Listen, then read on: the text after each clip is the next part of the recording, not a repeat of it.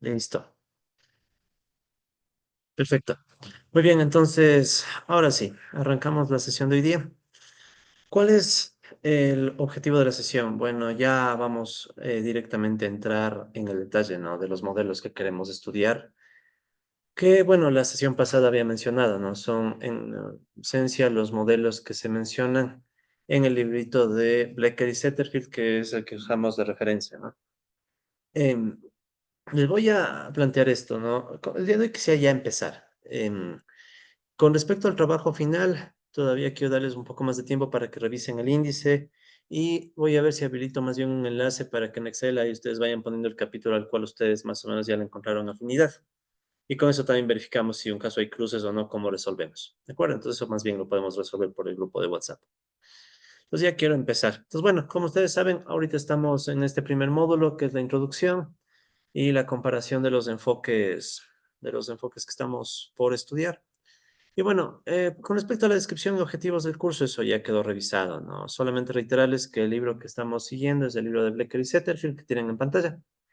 Em, ya tienen también el libro que les envié al grupo de WhatsApp. Mi recomendación, reitero, revisen el índice, ¿sí? Porque al menos desde el capítulo 2 en adelante son temas que se esperaría ustedes puedan elegir para el trabajo final. Obviamente que como solo son 10 capítulos menos el inicial, son 9 capítulos y ustedes son más de 9, se pueden cruzar temas. Pero del capítulo, pues, si ustedes se fijan, hay muchos subtemas. Entonces ahí nos encargamos de resolver eso a través del grupo de WhatsApp. No creo que nos amerite mucho tiempo eso. Muy bien, ya hablamos de la bibliografía, entonces, y de la forma de evaluación. Entonces ya quiero adentrarme de lleno en el trabajo, ¿no? Entonces vamos a empezar con algunas definiciones. Verán, yo para esta sesión y todas las sesiones que vienen de aquí hasta el final del semestre, he preparado unos archivos que les he compartido, ¿sí? Que son en esencia, déjenme ver, los archivos que les compartí, trabajos, cursos, estamos en macro, ya estoy medio. Ya, les compartí unos tres archivos, ¿no? Que son básicamente, bueno, les compartí la presentación, les compartí un archivo IPYNB, un cuaderno que se puede trabajar en Jupyter, y también un archivo PY que se puede trabajar en Python a través de Spider, ¿no? Imagino que ustedes ya saben trabajar con ese tipo de archivos, o sea, ya los pueden abrir. Pues por favor, en este momento quisiera pedirles que abramos el archivo módulo uno preliminar. Es preliminar porque todavía hay algunos detalles que les voy a agregar en la versión final, pero todo lo que ustedes tienen y vamos a trabajar ya está listo. Sí, o sea, entonces quisiera que por favor abramos ese archivo. En mi caso, obviamente, ya lo tengo listo, ¿sí? Y lo primero que quiero es que limpiemos todo. Sí, o sea, ustedes una vez que abran el archivo, vamos por favor al kernel y vamos a limpiar todo, ¿no? Vamos a hacer básicamente un reinicio del kernel y también vamos a limpiar todas las celdas, ¿sí? Entonces ahí para que todo quede vacío y desde ahí podemos empezar, ¿de acuerdo? Un segundo. Ya. Entonces, tienen acceso al archivo, ¿no? Que está ahorita en pantalla. Sí, entonces sí me pueden ir siguiendo, ¿no? Lo ideal sería ir a la par. Bien, entonces como ven al inicio del archivo está, bueno, la introducción del curso, la bibliografía, ahí pueden ver que están también todos los enlaces que están en el sílabo igualmente, ¿no? Para que ustedes puedan acceder a la bibliografía. Y bueno, nos vamos de lleno a las definiciones iniciales con las que quiero empezar la sesión. Entonces, verán, quiero empezar fortaleciendo algunos conceptos que seguramente ustedes ya revisaron en el curso anterior de macro, pero que van a volver a aparecer una y otra vez. Y aparte, como ustedes van a lidiar con el libro en inglés, hay algunos temas de que la traducción en español y en inglés no es la mejor, ¿no? Entonces vamos a tratar de consensuar ciertos términos desde el inicio. Y eso tiene que ver sobre todo con este concepto del crecimiento y el estado estacionario, ¿sí? El steady state o steady growth. ¿Ya? Entonces vamos a empezar con ese concepto, ¿no? El concepto de crecimiento estacionario o el steady growth. ¿Ya?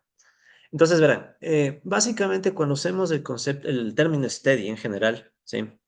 Lo vamos a traducir como estacionario, pero recordarán que también hay otro que es el stationary state o stationary growth, cosas así que van a ir apareciendo, ¿no? Pues verán, para que tengamos claridad desde el inicio, ¿no? Cuando hablemos del crecimiento estacionario en términos del steady growth, vamos a referirnos a una situación en donde una variable crece a la misma tasa a lo largo del tiempo, ¿sí? ¿De acuerdo? O sea, en pocas palabras, cuando vean el término steady, quiero que se imaginen que la tasa de crecimiento es la que se mantiene constante, ¿de acuerdo? Por ejemplo, si yo tengo una variable X y digo esta variable va a crecer siempre un 3%, ese sería un caso de un crecimiento estacionario o steady growth, bajo la terminología que utilizan en Blacker y Setterfield, que de hecho es la terminología que suele utilizarse de forma estándar en muchos libros de macro, ¿no? Entonces, siempre que vean el término steady, asociémoslo a una tasa de crecimiento constante, ¿sí? Esto va a ser diferente con el término stationary o stationary, como quieran, que lo vamos a mencionar más adelante. Ok, entonces eso en primer lugar. Ahora, vamos a practicar un poco, tanto el concepto como también su aplicación a través del Júpiter, ¿no? Entonces, primero, vamos nosotros de aquí hasta el final del curso a asumir tiempo continuo, ¿sí? ¿Qué significa esto de tiempo continuo? Ya un poco ustedes sabrán. Es básicamente el supuesto de que yo siempre voy a tener variables, dígase una X, una Y, una Z, lo que sea, medidas en el tiempo, pero de tal manera, recuerden que una función continua se puede ver de forma intuitiva como una función que puedo dibujar sin alzar la mano del lápiz y no alzarla del papel, digamos, si estoy dibujando un papel o una pizarra. Entonces, ¿cuál es la idea? Vamos a asumir que el tiempo avanza de forma continua, o sea, los intervalos de tiempo se pueden dividir cuantas veces queramos, ¿sí? Y esto nos va a facilitar bastante la matemática. Dígase de paso que es mucho más fácil estudiar con tiempo continuo que con tiempo discreto. ¿Qué sería tiempo discreto? Sería que en vez de tener una línea bastante regular, lo que tuviéramos fueran puntos, ¿no? O sea, digamos, este azul que le acabo de dibujar está en tiempo continuo. Hablando de eso, sí se ve lo que estoy escribiendo, ¿no? Sí, vaya a ser que esté hablándole al aire, disculparán. Ese es el tiempo continuo. En cambio, un tiempo discreto sería algo más como puntos, ¿no? ¿Ya? ¿De acuerdo? Entonces, esos puntos de ahí serían en cambio algo en tiempo discreto. ¿Sí? Entonces, nosotros los modelos que vamos a trabajar van a ser mayoritariamente en tiempo continuo porque eso facilita la labor, puesto que podemos usar cálculo. En cambio, si trabajáramos en tiempo discreto, nos toca utilizar herramientas más avanzadas, algo que se conoce como ecuaciones de diferencias, que se suele utilizar, por ejemplo, en cursos de series temporales y cosas así que son mucho más complicados. Entonces, vamos a mantenernos en tiempo continuo, eso nos va a permitir usar cálculo y nos va a permitir también utilizar ecuaciones diferenciales, que se supone son cosas que ustedes ya conocen, ¿no? Entonces, asumiendo tiempo continuo, o sea, asumiendo que tenemos variables que van cambiando en el tiempo sin saltos, podemos decir entonces que el crecimiento estacionario, por ejemplo, de una variable X, puede representarse de la forma que está en pantalla. Entonces, un recordatorio de simbología que imagino que para ustedes no es muy nueva, ¿no? Entonces, primero, recordarán que cuando yo tengo una variable X y arriba le ponemos un punto, eso va a representar la derivada de esta variable X en el tiempo, ¿sí? O también, como ustedes saben, esto se puede escribir en términos de límites y vean qué es gracioso es esto. Aquí nomás ya hay un error. ¿Quién encuentra el error en ese límite? Debería ser delta t y no t, ¿no? Sí, aquí hay un pequeño error, disculpen. Al final igual les vuelvo a mandar ya las láminas corregidas, ¿no? Sino que, disculparán, todo esto es parte de un libro que estoy escribiendo que siempre le encuentro fallas, Dios mío. Ya, bueno, en todo caso ahí está, ¿no? Entonces este era el error. En vez de t debería estar delta t. Sí, entonces recuerden que la idea básica es, queremos ver cómo cambia una variable X cuando hay un pequeño cambio en el tiempo, ¿no? Muy, muy pequeño. ¿Ya? Verán, de hecho, a menos que se diga lo contrario, todos los términos que vamos a estudiar, vamos a asumir que dependen del tiempo. ¿Sí? Entonces, toda variable que ustedes vean, capital, trabajo, producción, asumiremos que depende del tiempo a menos que explícitamente digamos lo contrario. ¿Sí? Entonces, ese sería como un supuesto que va a estar en todos los modelos que vamos a estudiar, ¿no? Ahora, eso con respecto a X punto, ¿no? Entonces, X punto, y de hecho, verán, esta es una notación que le hemos copiado de la física, ¿no? Porque en física se utiliza bastante este X punto. Y de hecho, ya vamos a ver en el Júpiter, donde también le robamos a la física, a los físicos unos paquetes para que se vea bonita las ecuaciones. Eso es lo uno. Lo otro es, entonces, si quieren, véanlo así, ¿no? X punto, como que me da una idea de cómo cambia X cuando cambia el tiempo. O sea, si uno quisiera, podría decir que el X punto es una aproximación a cómo cambia X en el tiempo. ¿sí? Entonces es como quien dice x punto se aproxima a la variación de x. En cambio, ustedes pueden ver que acá, acá al lado izquierdo tenemos x punto sobre x, ¿sí? Ese x punto sobre x, uno podría tomarle como una aproximación de la variación de x con respecto a un x inicial. Y si ustedes recuerdan, la variación de x sobre una x inicial representa la tasa de variación. ¿Sí? 2%, 3%, 5%, claro que sin multiplicarle por 100, ¿no? Entonces, esa es la tasa de variación. Ahora, para hacer más cómodo la notación, porque si no a cada rato nos toca hacer divisiones, ese x punto sobre x le vamos a representar como un x gorro. ¿Sí? Esta es la terminología más estándar para referirnos a tasa de variación. ¿Sí? Entonces, cuando tengamos, por ejemplo, si yo les dijera x gorro igual 0.1, ¿cómo interpretaríamos ese valor? ¿Qué significaría que x gorro sea igual a 0.1? O sea, el x crece 10%. ¿Sí? Entonces, este x gorro igual a 0.1 significaría x está creciendo un 10%. O si yo dijera, por ejemplo, x gorro igual a menos 0,05. Ahí que interpretaríamos en cambio, que la x cae 5%. ¿De acuerdo? Entonces, este x gorro va a representar esa tasa de variación, pero repito, no está multiplicada por 100, ¿no? Sino que simplemente están arrojados como decimales los valores. Em, Aquí una pregunta. ¿Ustedes ya han trabajado antes con esta simbología? Con con los puntos y con los gorros. Sí. Entonces no creo que es mayor novedad. Tal vez solo recordarles, sí, solo es un recordatorio, que si ustedes, si tienen, por ejemplo, el logaritmo natural de una variable, ¿sí? Y a ese logaritmo le sacamos la derivada con respecto al tiempo, entonces, ¿qué sucedería, no? Nos quedaría, por las derivadas, ¿no? Las propiedades derivadas en el logaritmo, nos quedaría uno sobre x por la derivada de lo que está dentro, ¿no? Por la regla de la cadena. Quedaría la derivada de x con respecto al tiempo, o lo que es lo mismo, x puntos sobre x o x gorro, que es justo lo que está escrito en la última ecuación. Sí, entonces, ¿qué estamos aclarando ahí? Estamos aclarando que si un momento yo le aplico la log diferenciación, esto le vamos a llamar la log diferenciación, ¿sí? A una variable, el resultado de esa derivada nos va a dar justamente la tasa de variación. ¿Sí? Entonces, esto no es más que aplicar las propiedades de los logaritmos y de las derivadas. ¿Sí? La derivada del logaritmo nos va a dar ese resultado, entonces. ¿Sí? Todo eso nos está indicando, recordando la última expresión. Bien. Ahora, lo que nosotros vamos a hacer como para empezar a practicar es estas mismas ideas, llevarlas, pero al Jupyter Notebook. ¿Sí? Entonces, aquí ya tengo abierto el archivo de el cuaderno. ¿Sí? Entonces, como les había pedido, por favor, le limpian todo, ¿sí? Kernel y todo. Y nos lanzamos ya a lo primero, ¿sí?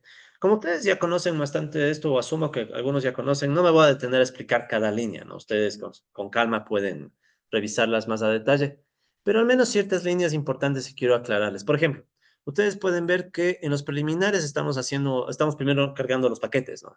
Estamos cargando el SIMPy, el NumPy, Matplotlib, que bueno, todos estos tres primeros son estándar, ¿no? O sea, eso es solamente para hacer, ¿qué saben? Cálculos matemáticos en Python o para hacer, manejar estructuras de datos o gráficas, pero quiero que se fijen en este. No sé si han utilizado antes este de acá.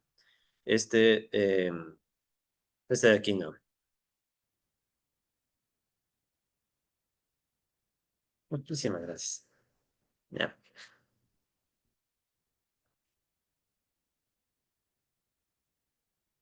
ya. Entonces, por ejemplo, no. Este, que ahorita acabo de resaltar esa línea de la cuarta línea, ¿no? No sé si han trabajado antes con ese paquete.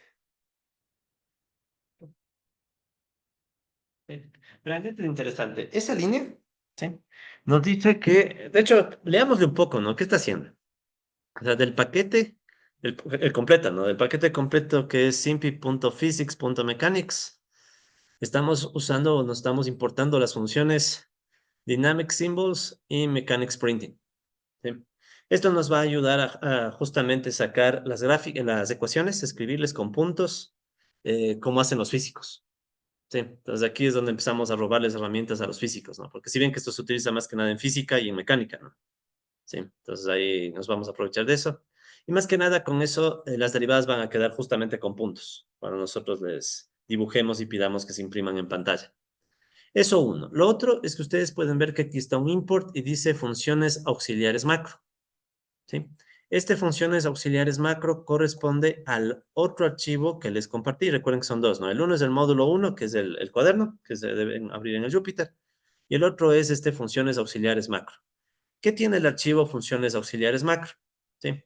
Este lo estoy abriendo ahorita en el Spider. El archivo funciones auxiliares macro tiene una serie de funciones. Algunas las he programado yo, otras las he programado con ayuda de ChatGPT. Y bueno, otras las ha hecho ChatGPT solito, en donde están todas las funciones que nos van a servir de referencia. ¿Por qué les menciono esto desde ya? Porque hay ciertas cosas que no quiero que nos pongamos a programar ahorita, para no perder tiempo. Entonces, en vez de ponernos a programar, yo ya me puse a programar, ya me peleé con ChatGPT. Aquí están, digamos, los resultados, que son una serie de funciones que nos van a facilitar la vida. ¿De acuerdo? Aquí tengo entonces otra pregunta. ¿Ustedes ya han hecho este ejercicio de cargar sus propios paquetes? ¿No han hecho eso todavía? ¿O sea, han creado sus propios paquetes o sus propios archivos en Python y después guardar y cargarles? ¿No? Ya, entonces vamos a ver cómo nos va a ver. La idea sería que ustedes, ¿sí?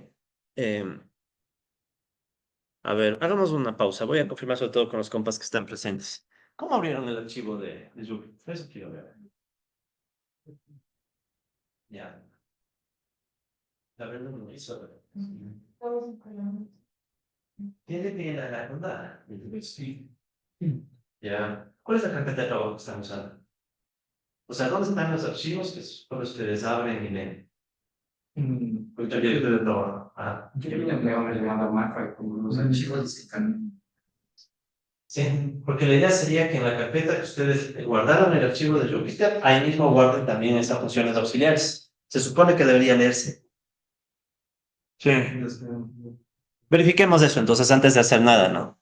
Igualmente con los compas que nos acompañan en virtual. Primerito, verifiquemos si se están cargando esos paquetes. Sí, todos los paquetes y las funciones auxiliares macro, ¿no?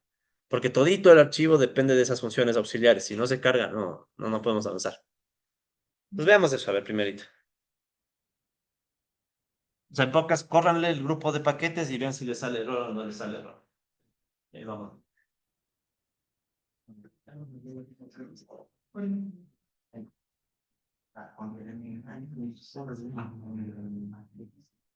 ¿Qué es lo que hacen? No sé, pues, es que dijo 500 ¿qué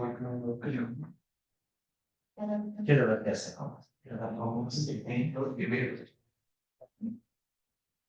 A ver, no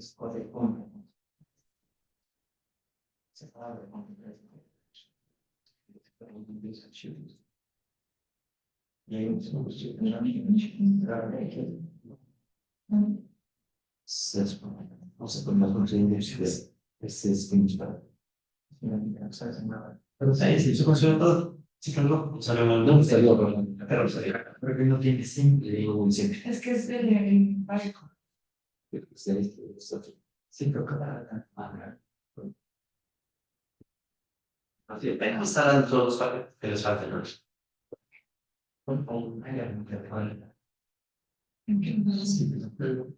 Es el igual. Fuera que no pasaremos de la primera línea, ¿no? Pero bueno.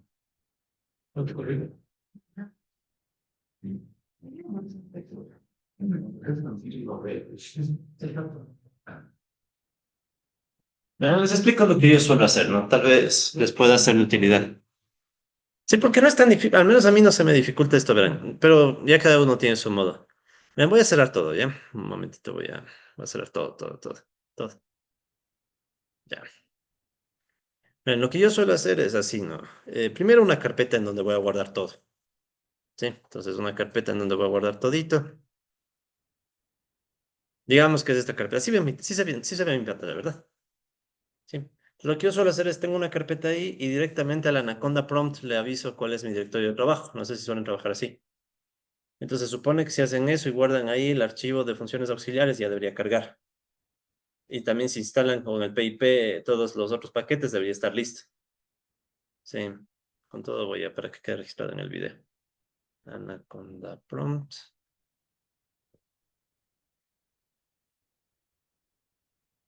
CD, estás. directorio. Mm,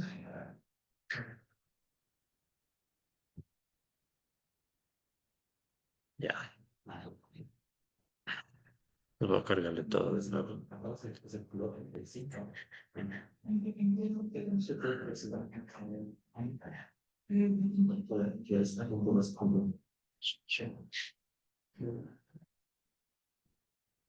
Listo, queda grabado, ¿no?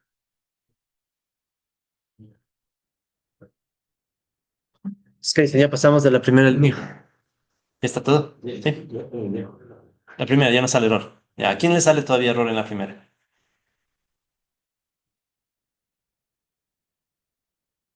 No, asumo que podemos seguir. Y por acá ya, sí. Sí.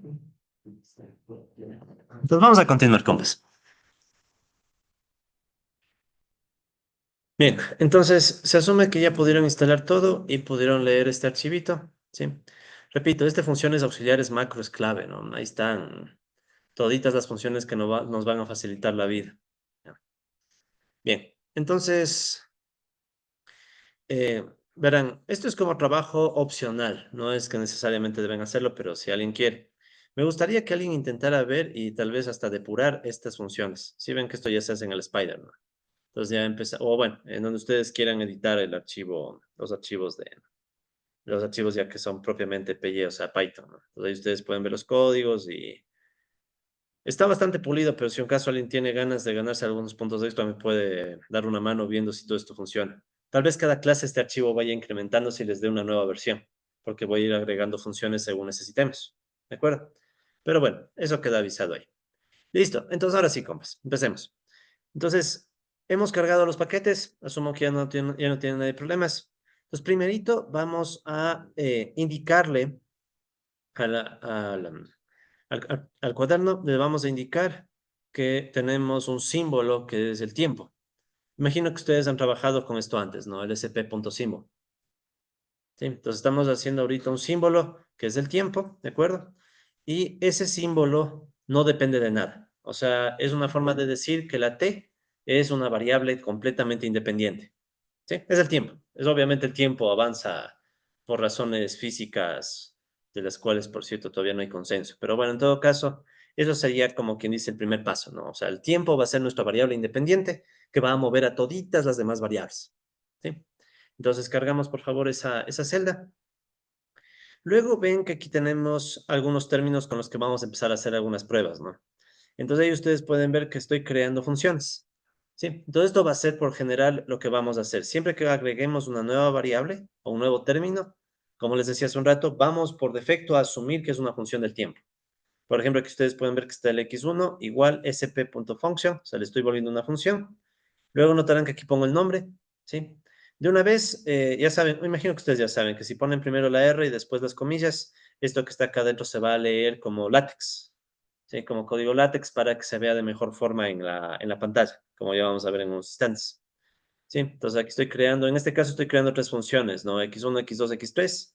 Ambas van a depender del tiempo. Es como que estuviéramos diciendo, tengo una variable X1 que depende del tiempo, X2 que depende del tiempo y X3 que depende del tiempo, ¿no? Entonces son esas tres. Solo que para que la simbología no se haga muy pesada, no se va a escribir esa dependencia del tiempo.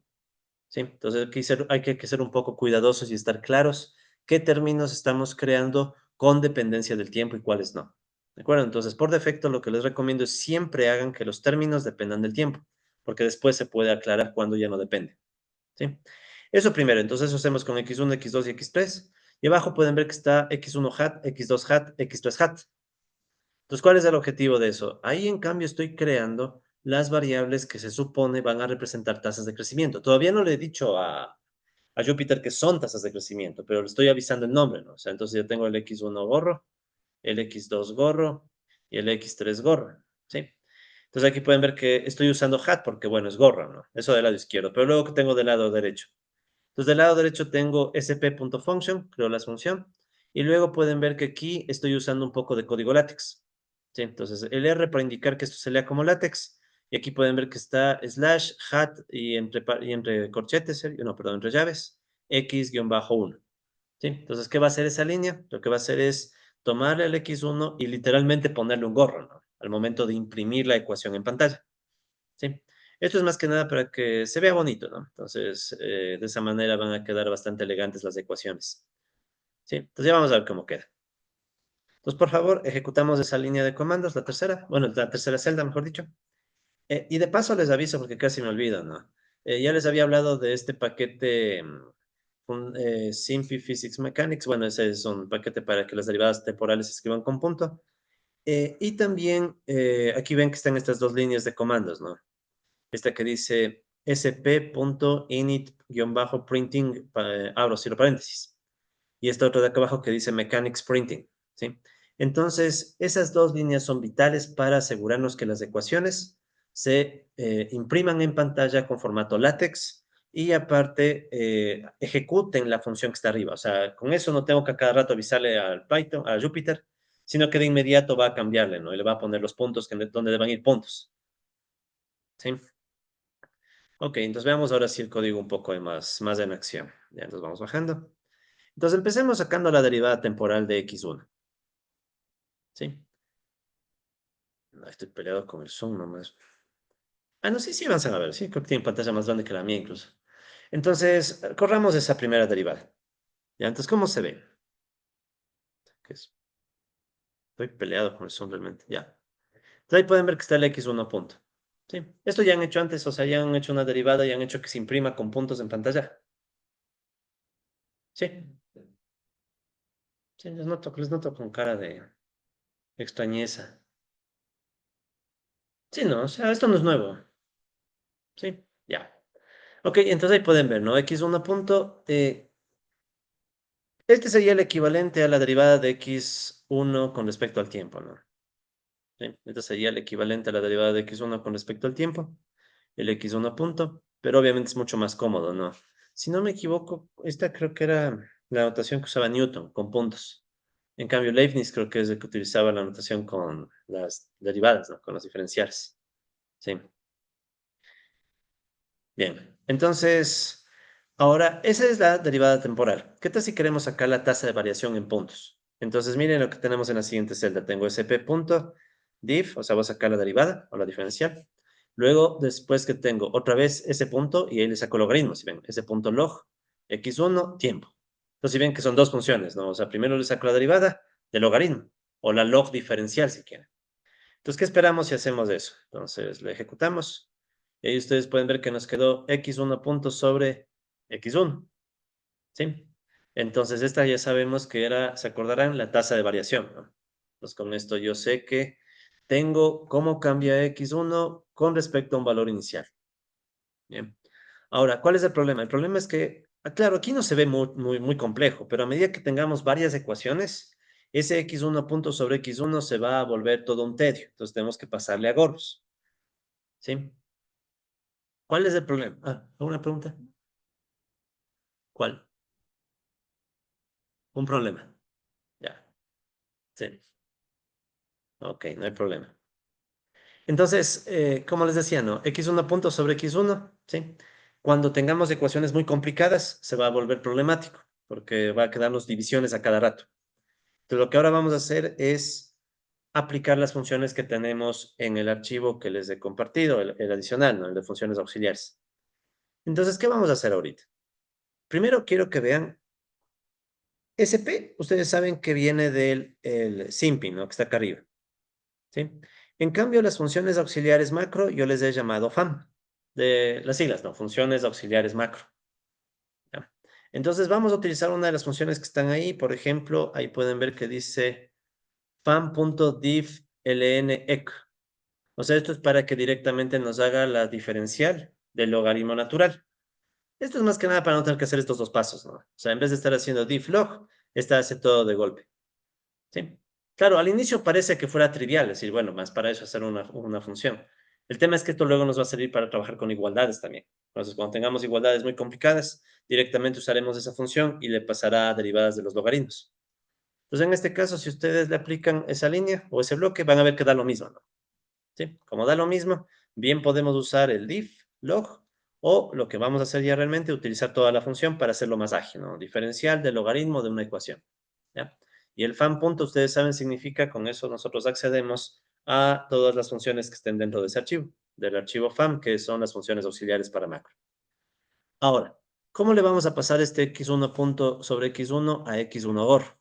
¿Sí? Porque ese es nuestro objetivo, ¿no? Porque, como les digo, las divisiones, cuando tengamos ecuaciones más largas, se van a hacer complicadas. Entonces, aquí hay otra función. Entonces, quiero que le vayan viendo un poco qué está haciendo esta función, ¿no? Entonces, ¿qué vamos a hacer? Entonces, miren, aquí tengo, veamos, empecemos con en este bloque. Quiero que primero veamos lo que está acá adentro, ¿no? Entonces, si ven, aquí está la misma línea que está acá arriba, ¿no? Esta línea es la misma que está acá. Entonces, ¿qué va a generar esa línea? Esa línea, diferencial logaritmo de ecuación, va a volver a generar el x1 punto sobre x1, ¿sí? Luego de eso, ustedes pueden ver que pongo entre corchetes el x1 y el tiempo, ¿sí? Entonces, ¿qué va a hacer esta función? Esta función lo que dice es, a ver, me das una expresión, en este caso la expresión que le estoy dando es todo esto que está acá, ¿sí? Luego le aviso a qué variable quiero hacerle el cambio. Por ejemplo, quiero que el x1 ya no tenga puntos, sino que tenga gorro.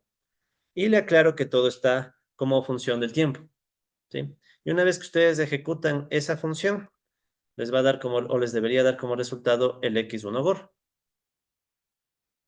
¿sí? Entonces, ¿para qué nos va a servir esa función? Para simplificar bastante las ecuaciones y nos queden como tasas de variación y no como derivadas temporales, ¿sí? Porque este x1 gorro ya sabemos que es básicamente porcentajes, ¿no? Solo que no están multiplicados por 100.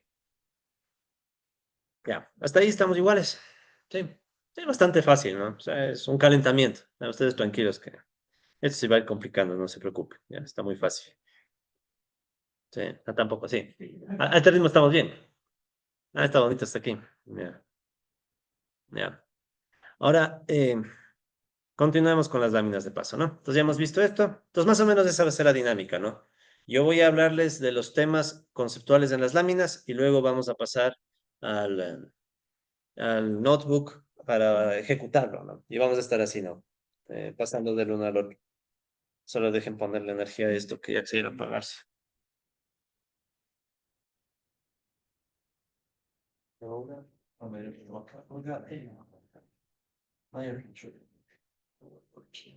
claro, la canción sea más normalita. Ya,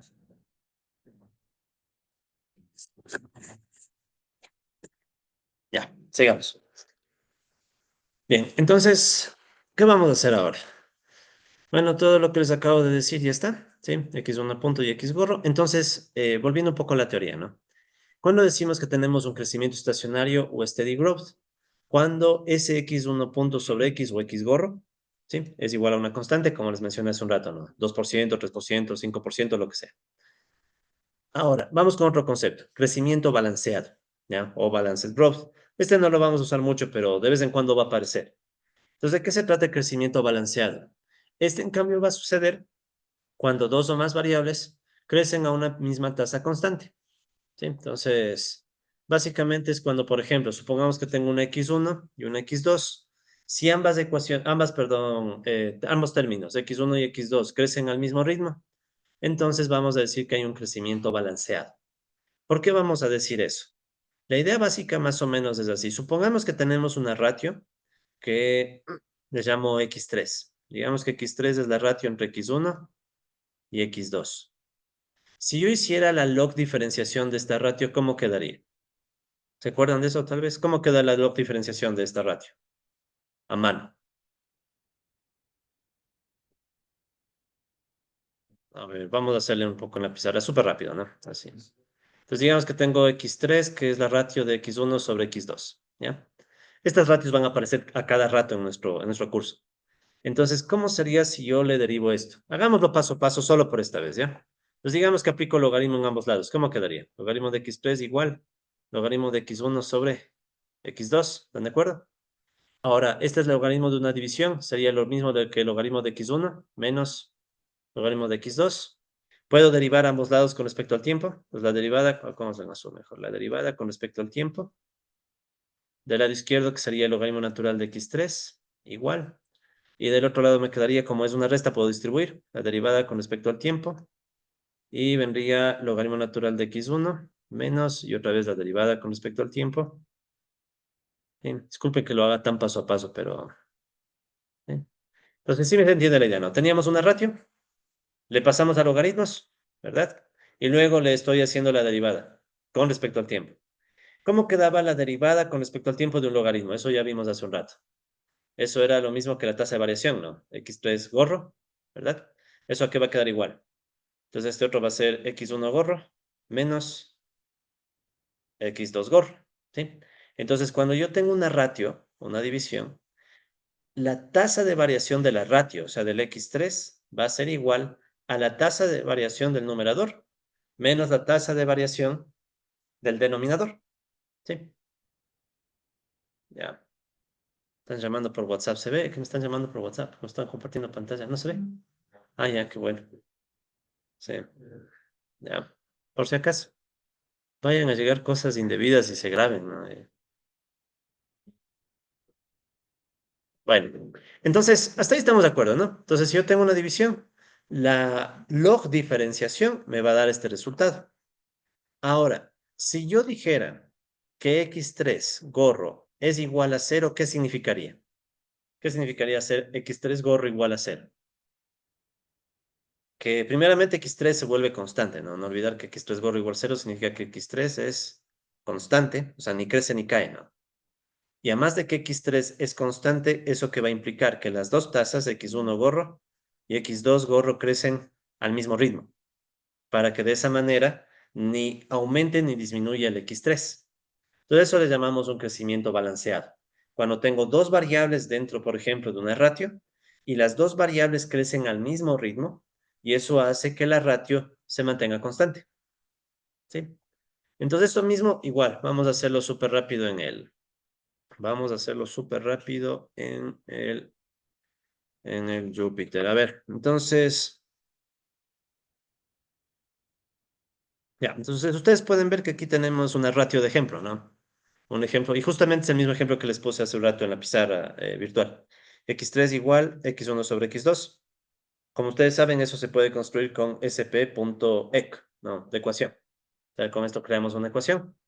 Entonces, esta ecuación nos dice, en el lado izquierdo tengo x3 y en el lado derecho tengo x1 sobre x2, ¿no? Y se arma la ecuación y le guardo esa ecuación con o dentro de un objeto que se llama ratio. ¿Sí? ¿Estamos de acuerdo? No está ahí nada del otro mundo. Pero miren, es una igualdad. Entonces, ¿qué le vamos a hacer a esa igualdad? Ah, estoy peleado. Ya voy a dejar de hacer zoom, sí, disculpen, es que este zoom está, que no tengo mouse. Ya. Entonces, veamos esta. ¿Qué estamos haciendo en esta de acá? Lo que vamos a hacer ahora es, voy a tomar esta ratio y le voy a aplicar la diferencia de logaritmos o la log diferenciación. ¿Sí? Entonces, si ustedes ejecutan esa línea que estamos viendo ahorita, ¿qué nos va a dar como resultado? Justamente esto, miren, me está saliendo que x3 puntos sobre x3 es igual. Y aquí el orden ya depende de cómo simplifique Python, ¿no? O sea, ya Python verá cómo simplifica. Pero si se fijan que aquí me quedó eso, ¿no? X3 puntos sobre x3 igual a menos x2 puntos sobre x2 más x1 puntos sobre x1. Entonces, ¿qué sucede? Cuando hacemos las log diferenciaciones de algunas ecuaciones, nos puede quedar esto. Si ustedes se fijan, casi está el mensaje, ¿no? O sea, sabemos que esto, por ejemplo, es la tasa de variación del X3, es el X3 gorro.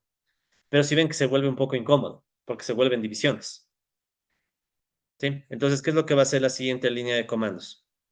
Pues la siguiente línea lo que va a hacer, primero la ejecutamos.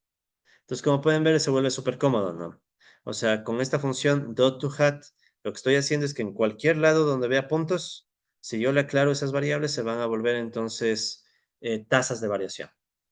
¿Sí? Entonces, ahí pueden ver que se hizo esta transformación. Entonces, veamos un poquito más a detalle esa función, ¿no? A ver si ya tiene zoom. Eso, ya. Entonces, ¿qué hizo esta función? Primero, como ven, esta línea que está acá arriba, ¿sí? Esta línea es la misma que está acá, ¿no? Entonces, lo que estoy haciendo es sacando la diferencial en logaritmos o log diferenciación de la ratio que hemos construido arriba. ¿Sí? Entonces, lo mismo, ¿no? Luego, ¿qué hago? Luego le indico esta función, la función es dot to hat, ¿no? Entonces, le indico a esta función que voy a hacer lo siguiente. Tomar las variables x1, x2 y x3. Y a esas variables les quiero cambiar el punto por gorros. Y le aclaro que todo está derivado con respecto al tiempo. Y ahí logra hacer la transformación. Pues quiero que veamos un pequeño experimento muy rápido. ¿Qué pasaría si, por ejemplo, no le ponemos el x3? Ya digamos que le borro el x3 y ejecuto. Entonces ustedes pueden ver en la función que está haciendo qué cosa. Le transformó el x1 y al x2, pero no le transformó al x3. El x3 se mantuvo con punto, ¿sí? Y eso pueden hacerlo con cualquiera, ¿no? O sea, la función está diseñada básicamente para yo borrar cualquiera de estos términos, ¿sí? Entonces ahí yo le tengo que aclarar cuáles se transforman, cuáles pasan de puntos a gorros y cuáles no. En este caso fue el x1, está pasando con punto a gorro, y el x3 que pasa también de punto a gorro, y el x2 se quedó intacto, ¿no? ¿Listo? Sí. Os reitero, no son cositas, no son detallitos, pero detalle más detalle va sumando y después cuando hagamos modelos grandes, estas cosas nos van a ayudar full y créanme que sí, o sea, yo les doy fe que esto nos va a ayudar un montón. En fin, entonces ahora vamos bajando un poco. Ya casi acabamos este tutorial previo a ya empezar macro. Entonces ahora digamos que agregamos un supuesto, ¿ya? Voy a agregar el supuesto de que el x3 es constante, o sea, la ratio es constante. Entonces miren lo que estoy haciendo en este bloque. ¿Qué estoy haciendo aquí? Estoy creándome un objeto que le llamo balance, ¿sí? En ese objeto que le llamo balance, que estoy creando una ecuación, sp.eq, ecuación. En el lado izquierdo, ¿qué voy a pedirle? x3 hat, y en el lado derecho, que sea 0. Entonces, miren, aquí me sirve. ¿Se acuerdan que al inicio creamos estos objetos x1 hat, x2 hat y x3 hat? Entonces, aquí me sirve haberle creado ese objeto, porque por defecto Python no va a saber que ese x3 hat es x3 gore. Nosotros previamente tenemos que avisar. De hecho, siempre es lo mejor que ustedes cuando creen objetos o funciones o términos que sabemos que van a depender del tiempo, siempre es buena práctica hacer eso, ¿no? O sea, creas los objetos x1, x2, x3 como funciones del tiempo y luego al mismo inmediatamente creas los hat, o sea, los sombreros. X1 hat, X2 hat, X3 hat. Si les crees tal como están aquí, entonces tú puedes después llamarle con X hat y todo va a cuadrar. ¿Sí? Entonces, por eso mismo es que aquí ya le reconoce y cuando ejecuto ese bloque, ya directamente le pone x3 gorro igual a 0. Entonces, ¿qué es lo que quiero hacer ahora? Lo que quiero hacer ahora es usar esta ecuación, x3 gorro igual a 0, ¿para hacer qué? Para reemplazarla acá y que se elimine, ¿no? Como digo que esto es 0, ¿qué va a tener que hacer? Este x3 se tiene que anular y solo debe quedarme x1 gorro igual x2 gorro, ¿no? Sí. Qué tedio, ¿no? Si ven que esto hacer a mano fue rapidito, ¿no? En cambio, aquí en la compu al inicio es hasta coger ritmo. A ver, ¿qué harían ustedes? A ver, antes de pasar al siguiente bloque, ¿cómo harían ustedes en la computadora para que usemos estas dos ecuaciones y saque la igualdad que buscamos? A ver, ¿qué dicen? ¿Qué harían ustedes?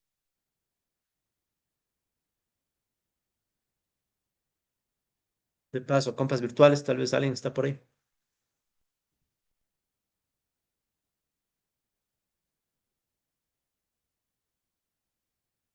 ¿Algún compa virtual? Bueno, asumamos que están por ahí. Ya. Verán, sistema de ecuaciones, ¿no? Sí. Entonces habría que hacer un sistema de dos ecuaciones, ¿sí? Un sistema de dos ecuaciones en donde tendríamos una ecuación de ley es perdón, una variable que a despejar es x3. Y yo podría escoger qué otra variable despejar, por ejemplo, x1. ¿Sí? Entonces, eso es lo que se hace en la siguiente línea. ¿Ya? Entonces, en la siguiente línea ustedes verán que igual todas son, o casi todas son funciones creadas en el archivo que les compartí, ¿no? Entonces, aquí pueden ver que está un archivo, una función que dice solve as equalities, ¿sí? Del mismo archivo, ¿no? FAM, que ustedes saben que es funciones auxiliares de macro. Entonces, ¿qué va a hacer este solve as equalities? ¿Ya? Va a resolver un sistema de ecuaciones. ¿Sí? Este sistema de ecuaciones, ¿qué está haciendo? Por un lado, fíjense, estoy poniéndoles a los objetos tasa de variación del ratio como una ecuación y balance como la otra ecuación. Tengo dos ecuaciones. Y luego le indico qué variables quiero despejar. Quiero despejar el x1 hat y el x3 hat. Si yo no pongo esos 0, 0, ¿qué va a pasar? Verán, entonces, si yo resuelvo, me arroja como una lista. ¿Sí? ¿Por qué no utilizamos el paquete que por defecto tiene el SP? Porque saben que ustedes el SP tiene una función para resolver sistemas de ecuaciones. El problema es que los resultados te los arroja como un diccionario. No sé si se acuerdan que en Python un diccionario es, por ejemplo, te arrojaría algo así, ¿no? X1 gorro, dos puntos, X2, cosas así, ¿no? Entonces es más incómodo para trabajar cuando ya quieres hacer modelos grandes. Entonces, en este caso, yo siempre prefiero utilizar esta función porque aquí me está devolviendo ya ecuaciones, ¿sí? Estas son ecuaciones en SP. Y de aquí toca filtrar. ¿Cómo filtramos esto? La primera, el primer bloque, esta primera lista que ustedes ven, la externa, ¿sí? Se crea porque puede haber soluciones múltiples. En este caso no, obviamente, pero en otros casos puede haber soluciones múltiples. Entonces, por eso se crea esa primera lista externa, para recoger en caso de que haya varias soluciones múltiples. Como ahora no tenemos soluciones múltiples, sino solo la primera solución, ¿qué hacemos? Entonces abro y cierro corchete y pongo el cero. ¿Ya? ¿Por qué estoy poniéndole cero? Entonces estoy escogiendo el primer término. Como ustedes bien saben, en Python se enumera desde el cero las ubicaciones en una lista, ¿no? Entonces el primer cero que está haciendo, si ven que eliminó los corchetes que estaban de forma externa. ¿Sí? Entonces, como quien dice, está tomando la primera solución. Podía haber dos, entonces tomó la primera. Luego, dentro de la primera solución hay dos casos. Es como quien dice dos ecuaciones. ¿Cuál es la que me interesa? La primera. Entonces, por eso es que otra vez le filtro haciendo corchete, corchete, cero. Enter, y ahí tengo ya x1 gorro igual x2 gorro. ¿Sí? Muy bien. ¿Alguna pregunta hasta ahí? ¿Sí está entendible? Sí.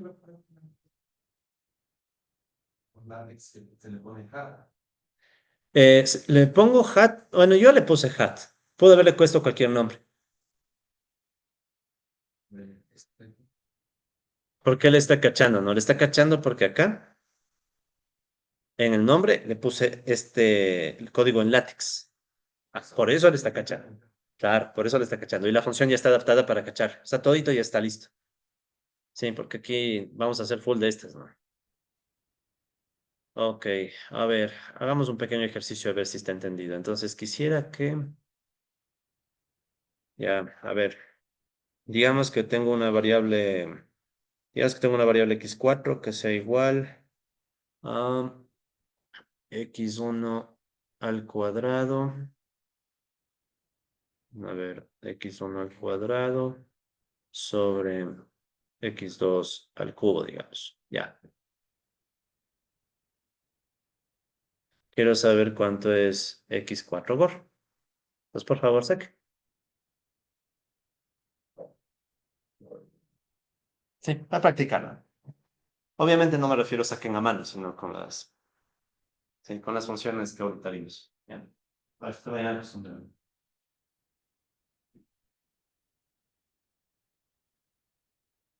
Es decisión bien comentarlo, pero es para poder después.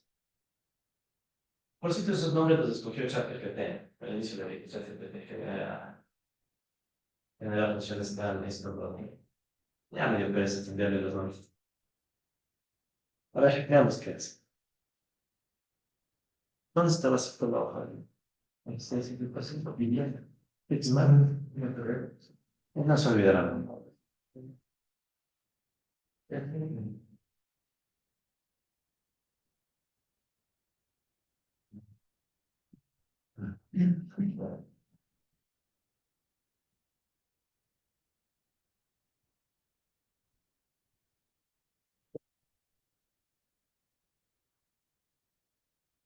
Entonces, fíjense, lo primero sería crear el X4, ¿no? Que no estaba creado. El X4 y el X4 hat, las dos, ¿no? Sí, eso sería primero. Y luego tienes que crear la ecuación y luego le aplicas las funciones. Sí. Entonces, de eso quiero ver cómo les va. El primero que saque le damos premio, ¿qué dice? Y el último que saque castigo.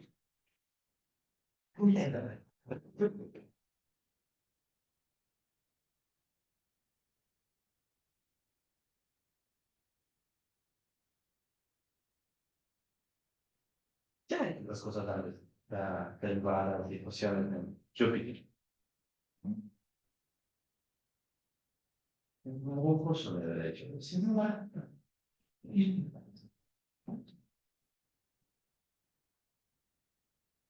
¿Vos has usado matemática? Bueno, matemática, sí. Yo quería dar el curso de matemática, pero además la licencia. Mm. Tengo el pirata, ni yo tengo la licencia. Pero ya nada. Igual compas virtuales, si por ahí alguien está vivo, por favor, puede hacer.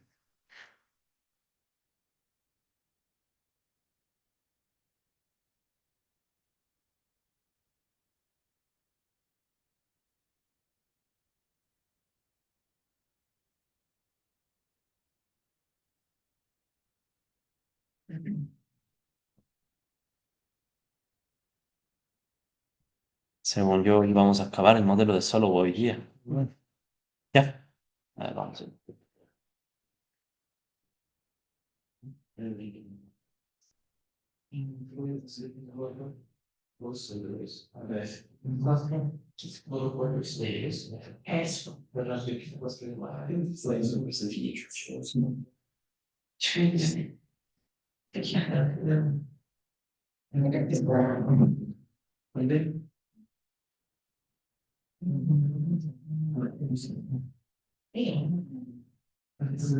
Sí, acá, ¿qué estamos? Esto está haciendo uno de esos. Y eso es aunque salga, hasta el colapso puede ser. ¿Cómo sale? ¿Cómo sale?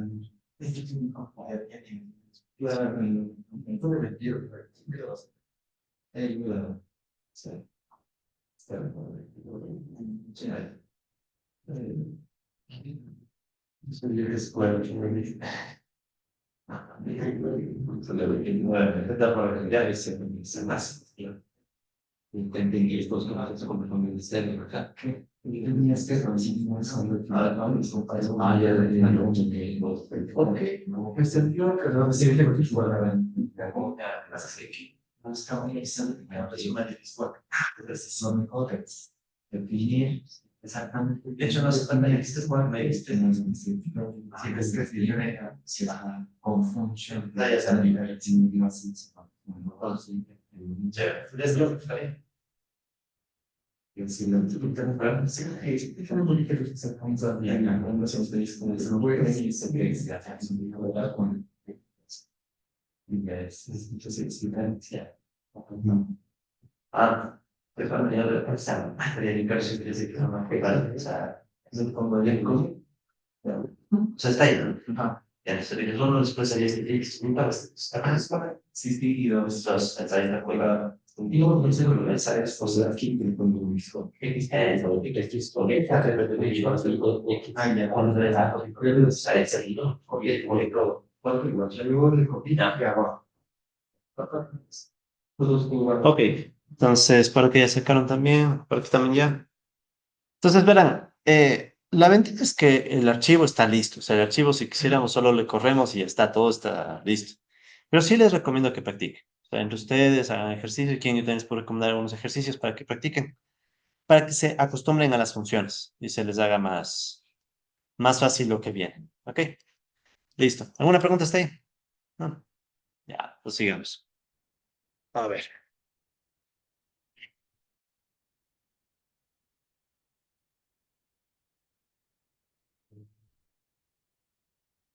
Muy bien, entonces vamos a continuar y vamos a seguir practicando estas funciones y de paso también los conceptos, pero ahora ya metámosle un poco de economía, ¿sí? Entonces vamos a empezar con un ejemplo utilizando la tasa de empleo, ¿sí?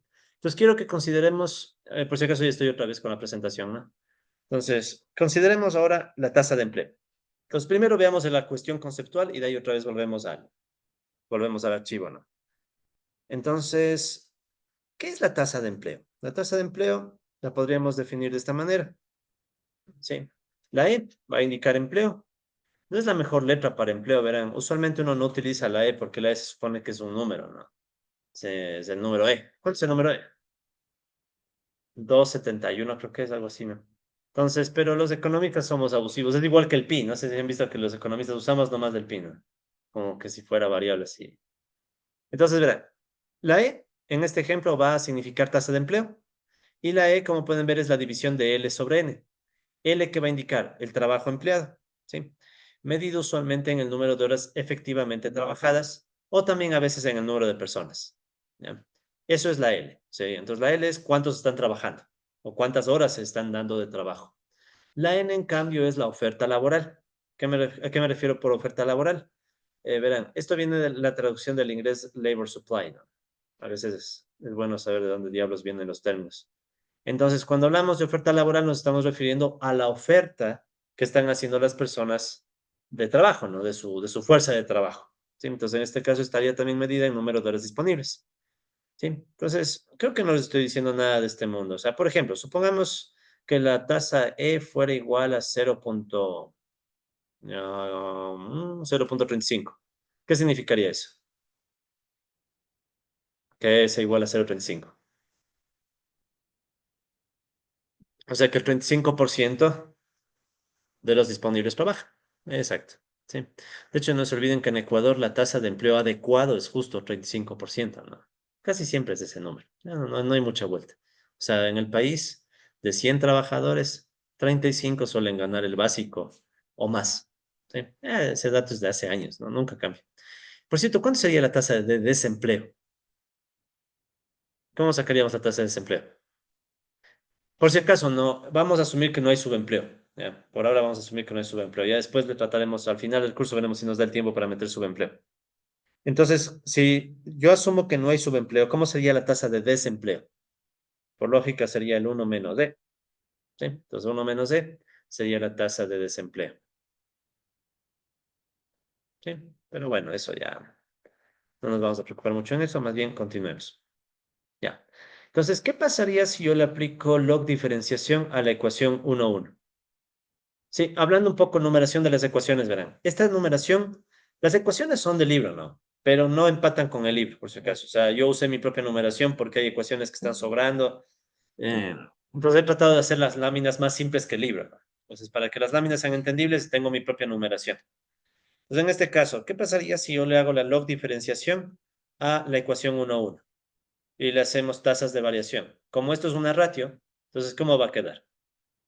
Entonces, pueden ver que va a quedar la tasa de variación de E, ¿de acuerdo? Es igual a la tasa de variación de L menos la tasa de variación de N. ¿Sí? Lo que vimos hace unos minutos, solo que ahora con variables económicas, ¿no?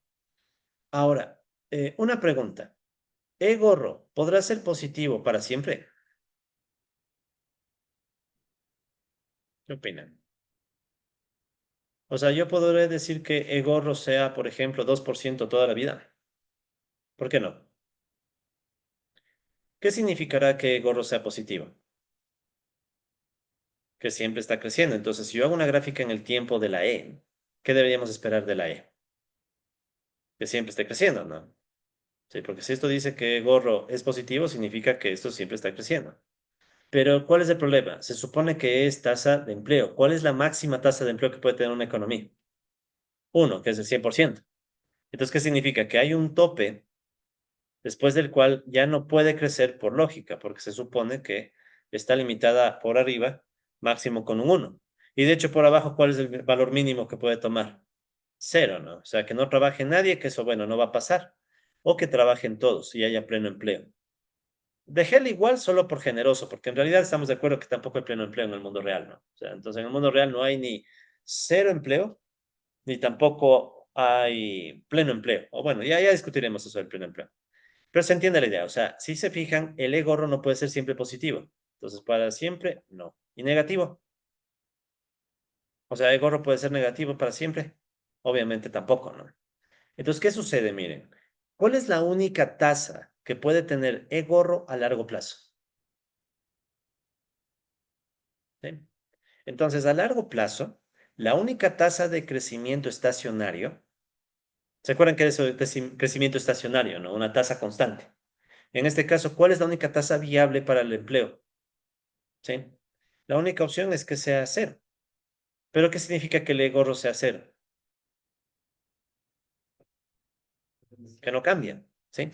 Entonces, ese es un ejemplo de una situación de crecimiento balanceado. Entonces, ¿qué significaría en este caso el crecimiento balanceado? Significaría que tanto el empleo total, ¿verdad? O el trabajo empleado, crece a la misma tasa que la oferta laboral, ¿sí? Usualmente la oferta laboral se le toma como aproximación de la PEA, de la población económicamente activa. No son exactamente lo mismo, pero son parecidos, ¿sí? Y si ustedes, algunos de ustedes han recibido cursos de demografía en la carrera, algunos, ¿no? O, bueno, la idea básica, demografía. La idea básica es que a veces la PEA se asocia también a un crecimiento poblacional, ¿no? O sea, por ejemplo, hay más gente, ¿no? Entonces, como hay más gente, entonces podríamos asumir que la PEA crece también por factores demográficos. Entonces, si por ejemplo te dicen la PEA o la oferta laboral Gorro es 0,04. ¿Cuánto tiene que ser el empleo gorro para que la tasa de empleo ni cambie, ni suba ni baje?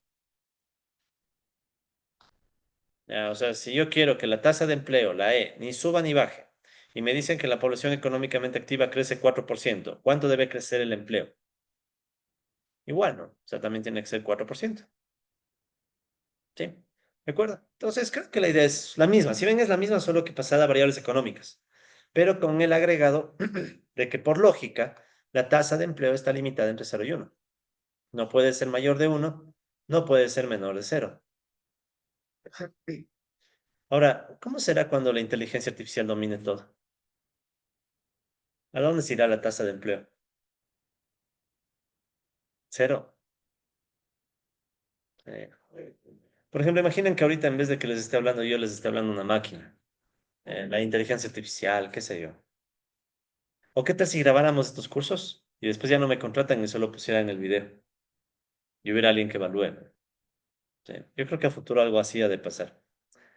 Pero bueno, ya hablaremos de eso también. Hay modelos, verán, que hablan de eso, o sea, de cómo la tecnología puede crear incentivos para que los empresarios decidan invertir más en capital y votar gente. Porque de paso las máquinas no reclaman por ahora, ¿no? O sea, no pueden hacer un sindicato ni cosa por el estilo. Ni tampoco te piden seguridad social, ni permisos de maternidad o paternidad, nada. O sea, simplemente por ahora, ¿no? En todo caso, estamos, ¿qué? Las máquinas se enferman.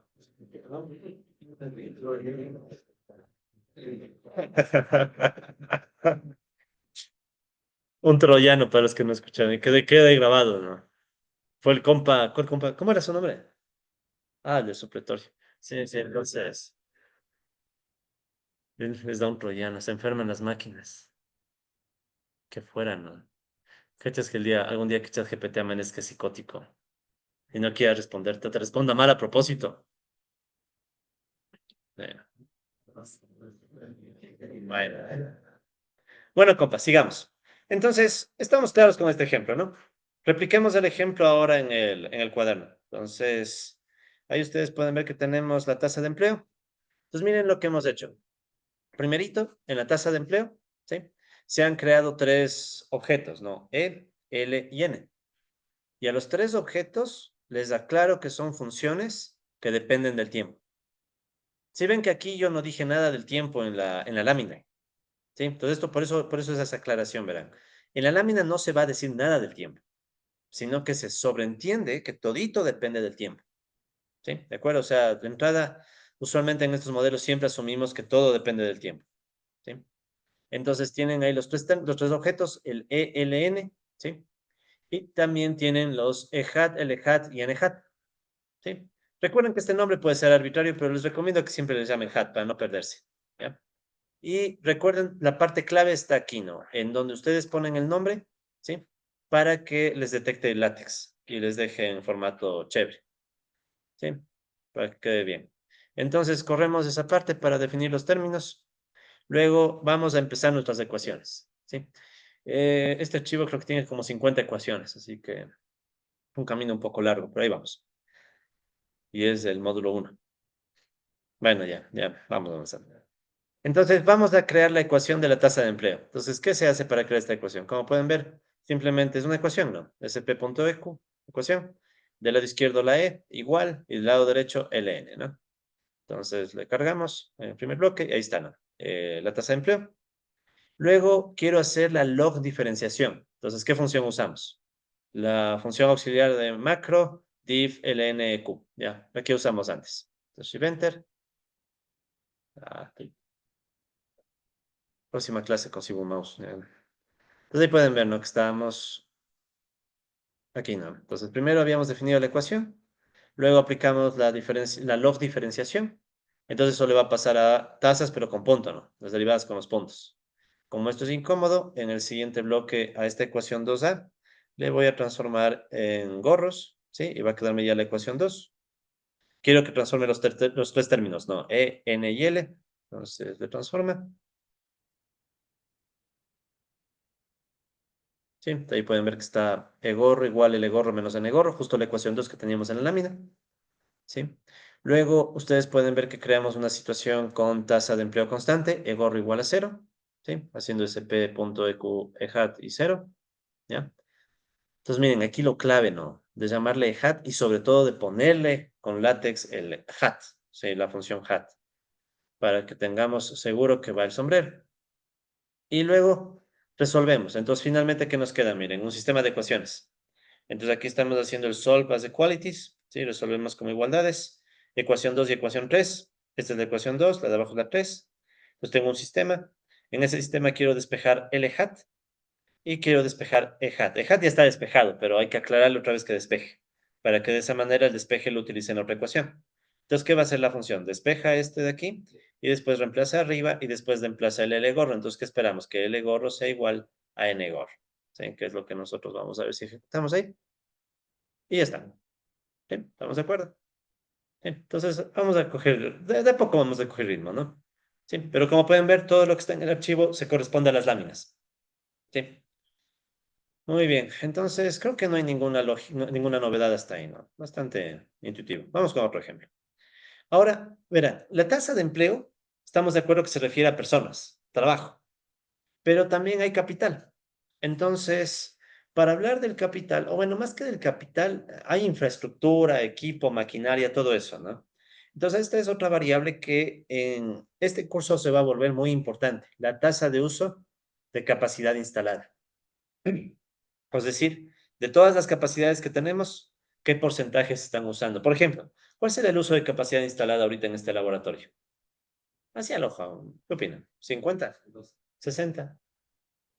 50% tal vez, ¿no? Sí. O sea, ¿cuál es la idea de la tasa de uso de capacidad instalada? Tengo una capacidad instalada y se usará un determinado porcentaje, ¿ya? Pues, ¿cómo le vamos a definir a la tasa de uso de capacidad instalada? Entonces aquí pueden ver la definición. Vamos a ponerle este nombre, U, ¿sí? Entonces la U va a significar, viene de uso, ¿no? De uso. Entonces la U que viene de uso, ¿ya?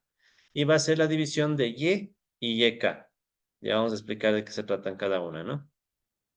Entonces Y va a ser la producción efectiva, es decir, aquella que realmente se alcanza en la economía, ¿sí? Entonces Y va a ser la producción, la que observes, ¿sí? Si suponemos, por ejemplo, que tenemos el PIB, ¿ya? Entonces Y sería como el PIB que tú ves en los datos ya del Banco Central o los datos que ves, ¿ya? Y en cambio la YK va a ser el producto potencial, ¿sí? De capacidad plena.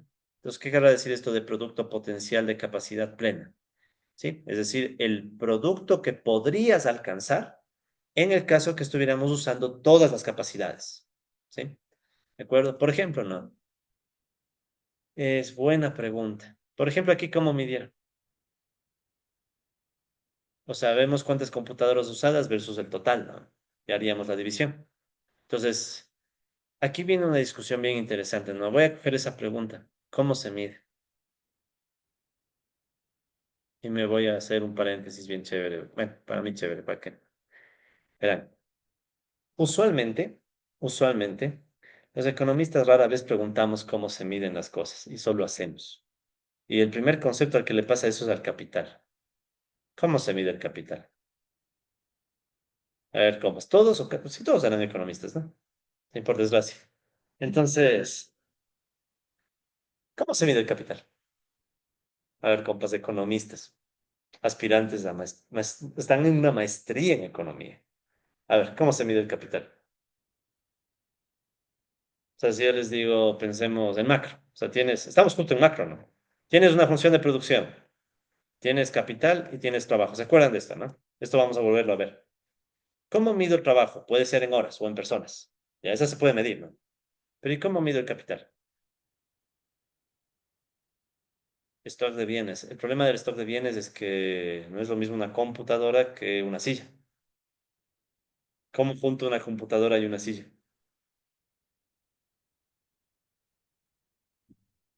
¿Cómo se mide el capital?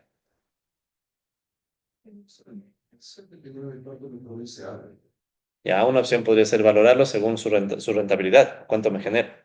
¿Y no será mejor a través del precio en libros?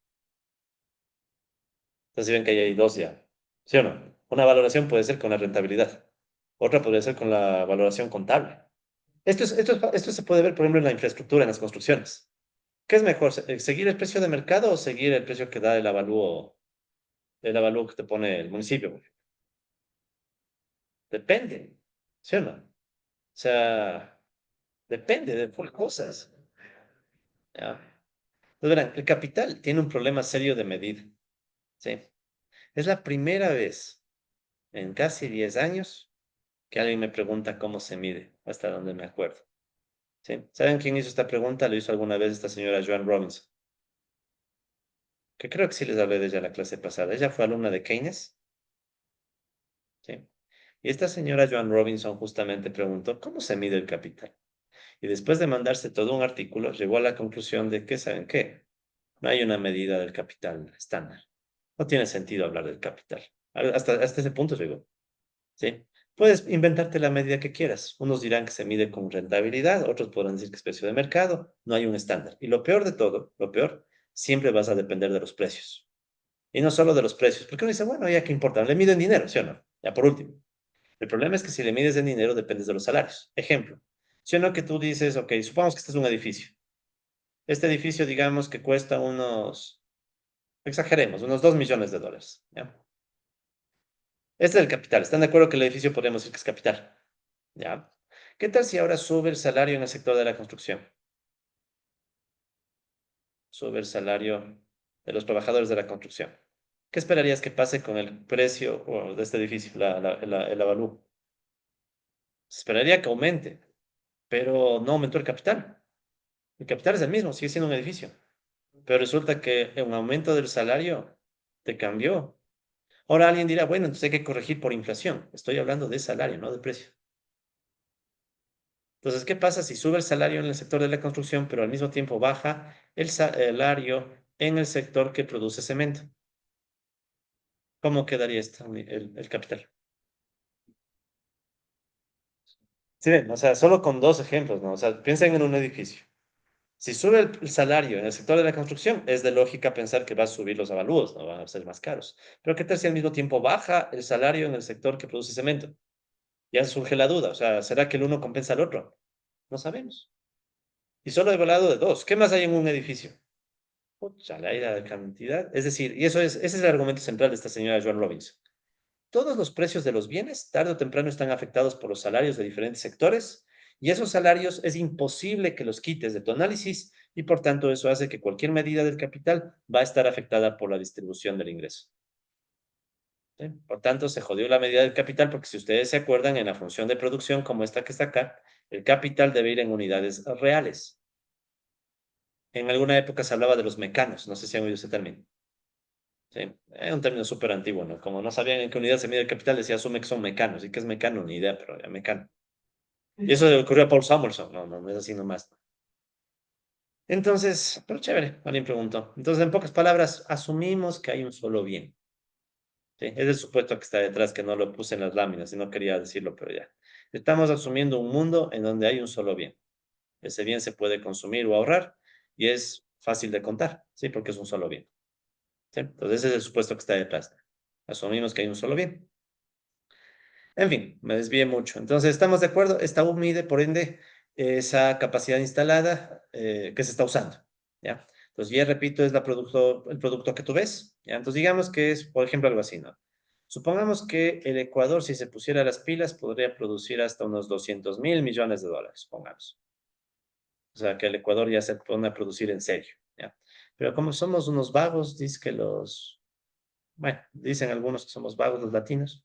Entonces no producimos 200, solo producimos 100, ¿cuánto está ahorita el PIB? 120 más o menos. 120.000 millones. Entonces sí cachan, ¿no? Los 120.000 millones, ¿qué serían? Serían la producción que tú ves y los 200 serían disque la producción que obtendrías si usaras todo el capital disponible. Entonces la división de ambos, ¿cuánto sale, cierto? 120 para 200. ¿Cuánto será? 12 para 20. ¿Cuánto? 60% dice, ya, bueno, pues este cerebro apagado ahorita, así que. El caso es que esta sería la U, ¿sí? Entonces esta sería la U. Entonces más o menos se mediría así, o sea, medimos entre productos del mismo tipo, ¿no? Bueno, el mismo producto, de hecho. En fin, entonces ese es el uso de capacidad instalada. Y le podemos hacer lo mismo que la tasa de empleo, ¿no? O sea, si nosotros hacemos la log diferenciación, sabemos que del lado izquierdo que nos va a quedar el U gorro.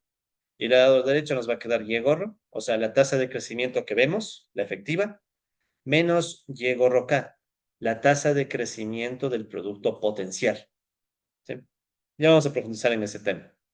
Pero por ahora, pregunta, a largo plazo, ¿será que la U puede crecer para siempre? ¿Qué opinan? ¿O caer para siempre? Miren que esta variable sufre la misma problemática que la tasa de empleo.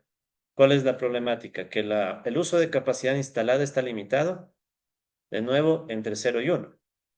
¿Sí? ¿Y uno qué significaría? Usar toda la capacidad instalada, que casi nunca pasa tampoco, ¿no? O sea, es bien raro el caso en donde se usa todita la capacidad instalada, pero no puede crecer más de eso. Entonces, ¿qué significa? Si ven que es igualito a la tasa de empleo, ¿no? Entonces, ¿cuál es la lógica? La misma, ¿no? A largo plazo, la única tasa viable, tasa de crecimiento estacionario, sería U gorro igual a cero, que de paso va a provocar que la U se vuelva constante, ¿sí? Y ahí otra vez tenemos un ejemplo de crecimiento balanceado, pero esta vez ¿entre quiénes?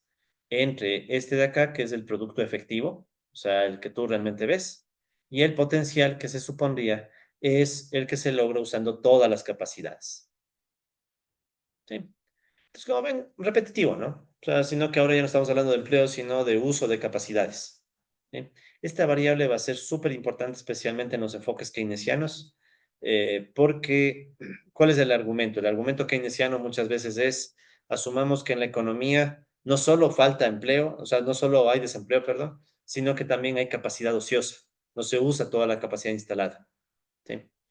Ok, entonces primero, antes de continuar, carguemos todos esos resultados también en el archivito, en el cuaderno. A ver, entonces de una vez. Sí, ya es repetitivo, ¿no? Entonces aquí pueden ver que estoy creando estos objetos. U, Y, YK, U hat, Y hat, YK hat. Sí, de ahí, de acuerdo. Todo lo demás es casi lo mismo, ¿no? Creamos la ecuación de la tasa de uso de capacidad instalada. U igual a Y sobre YK. Sí, ahí está. U igual a Y sobre YK. Aplicamos la log diferenciación. Ya sabemos que eso nos da el resultado que está en pantalla, en puntos. Luego transformamos los puntos en gorros. Sí, pues ya tenemos la ecuación que es aquí U gorro igual Y gorro menos YK gorro. Sí. Luego asumimos el caso con la U gorro igual a cero, que sabemos que le va a volver un uso constante de capacidades. ¿Sí? Y luego resolvemos el sistema de ecuaciones y tenemos el Y igual Y gorro K. ¿Sí? Justo lo que está en la lámina.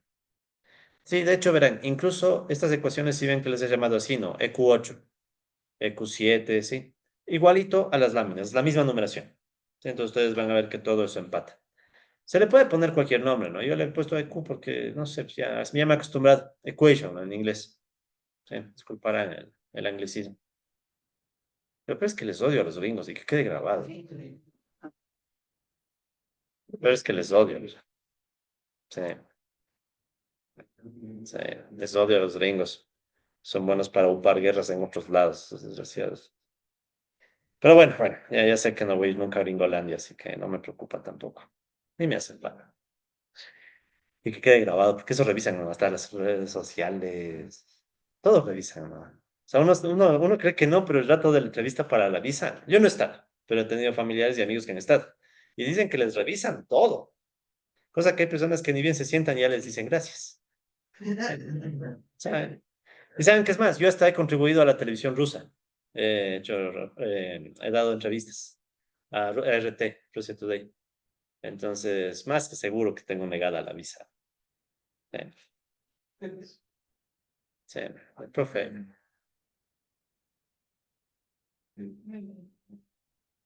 No sé si sea bueno, ya. En todo caso, sigamos. Ya. Bien, entonces ya tenemos estos dos ejemplos, ¿no? Entonces, verán, sin exagerar, nuestro curso básicamente va a tratar de entender estas dos variables, tasa de empleo y uso de capacidades. ¿Sí?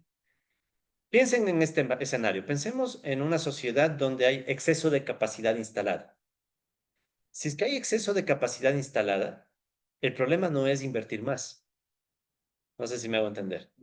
Porque resulta que ¿para qué voy a invertir más si ya hay capacidad que no se usa? Más bien deberíamos usar más la capacidad, ¿sí? ¿De acuerdo? Entonces, estas dos variables, la interacción de estas dos, es buena parte de la que vamos a estudiar nosotros en este curso, ¿no? Y digamos que estas variables son las que suele dejar de lado la macro más ortodoxa. O sea, en la macro ortodoxa, claro, se discute el desempleo, se discute el uso de capacidades, pero sobre todo este último no de forma muy profunda. Ejemplo, cuando hay una crisis económica, es porque falta capital. Esto lo hablaba mucho Keynes, ¿verdad? O sea, cuando hay una crisis económica es porque falta capital. De hecho, cuando hay una crisis, el capital queda agotado. ¿Se han fijado? Por ejemplo, hay una mega crisis, no hay empleo. ¿Qué pasa con un montón de infraestructura, de industrias y todo? Quedan abandonadas. No es que no hay. No sé si me hago entender, ¿no? O sea, el tema no es que falte invertir. Pueda que en algunos casos sí, pero en otras, la mayoría de crisis no son por falta de capital. Es algo más complicado. Por eso es que viene el argumento de que si aumento la demanda, la economía puede responder bien. ¿Por qué? Porque supuestamente si aumento la demanda, ¿qué va a pasar? Se va a usar más capacidades. De hecho, este es un argumento bien keynesiano. No es que esté 100% de acuerdo yo, solo les explico, ¿no? Si tienes una economía donde la tasa de uso de capacidades es menor al 100%, ¿de acuerdo? Entonces tú podrías expandir la demanda. ¿Eso qué va a provocar? Que el uso de capacidades sí o no va a subir, pero vas a lograrlo sin inflación. Y este es un debate bien interesante porque algunos argumentan que si tienes una economía que no está en pleno uso de capacidades, expandes la demanda, puedes generar empleo, puedes hacer que la economía crezca sin que necesariamente surja la inflación. Y este sería un contraargumento para los que dicen que si aumentas el gasto público con vía expansión monetaria, vas a tener siempre inflación. Entonces, si ven, el debate es complicado, ¿no? Sí, el debate está ahí, pero bueno, ya vamos a hablar de esos temas. Pero de capacidad instalada hablemos un poquito más, ¿no? Uso de capacidades. Avancemos con las láminas. Entonces, ¿por qué las empresas deliberadamente pueden usar menos del 100% de sus capacidades? ¿Por qué las empresas quisieran hacer eso? Entonces, como pueden ver en la lámina, una pueden ser los imprevistos, ¿no? O si se quiere, un tema que tal vez más luego abordemos, la incertidumbre. No sabemos lo que puede pasar a futuro. Entonces, muchas veces las empresas puede ser que tengan capacidad lista.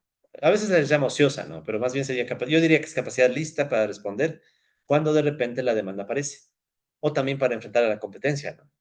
Sí. Ejemplo, llega alguien a un local y está llenito. Entonces, ¿qué hace el local de al lado? No, venga, venga, que está vacío. ¿Se han visto eso, por ejemplo, cuando se ponen las panaderías o negocios en calles bien, bien populares? Hay una panadería que le va súper bien, incluso hacen cola. Entonces, ¿qué pasa a las pocas semanas? Al lado o enfrente ya está otra panadería para tratar de robarle clientela. Entonces, bien, que esa panadería que tiene que tiene, no, que tiene capacidad ociosa, usa esa capacidad ociosa para hacerle competencia al otro que en cambio no puede responder. Entonces, el uso de capacidades también puede servir para competir. O también puede servir en casos de que tengo demanda. El ejemplo típico es, ya les voy a poner una historia. Pensemos en una pizzería, ¿sí? Como la que está en la lámina. Siempre hay mesas vacías, o casi siempre hay mesas vacías en una pizzería, un restaurante o algo así. Se supone que es para que si viene más gente tenga donde sentarse al menos, ¿no? ¿Sí? Entonces, el hecho de que la capacidad instalada no sea del 100% tal vez es más común de lo que nos imaginamos, solo que no lo discutimos mucho. Quería traer el ejemplo de la pizza porque este es un ejemplo que hace años nos dio un profe italiano dando unas clases parecidas de temas similares. De un profe que se llama Marco Misaglia, que ahorita ya se regresó a Italia. Entonces él siempre, no sé por qué, tenía un trauma con las pizzas. Estereotipos, ya disculparán, pero es que sí fue el ejemplo. No sé, supongo. El caso es que la próxima vez que vayan a un local y vean que hay lugares así, como ahorita, ¿no? ¿Por qué hay tantas compos? ¿Alguna vez estaría lleno esto? Sí. ¿Sí?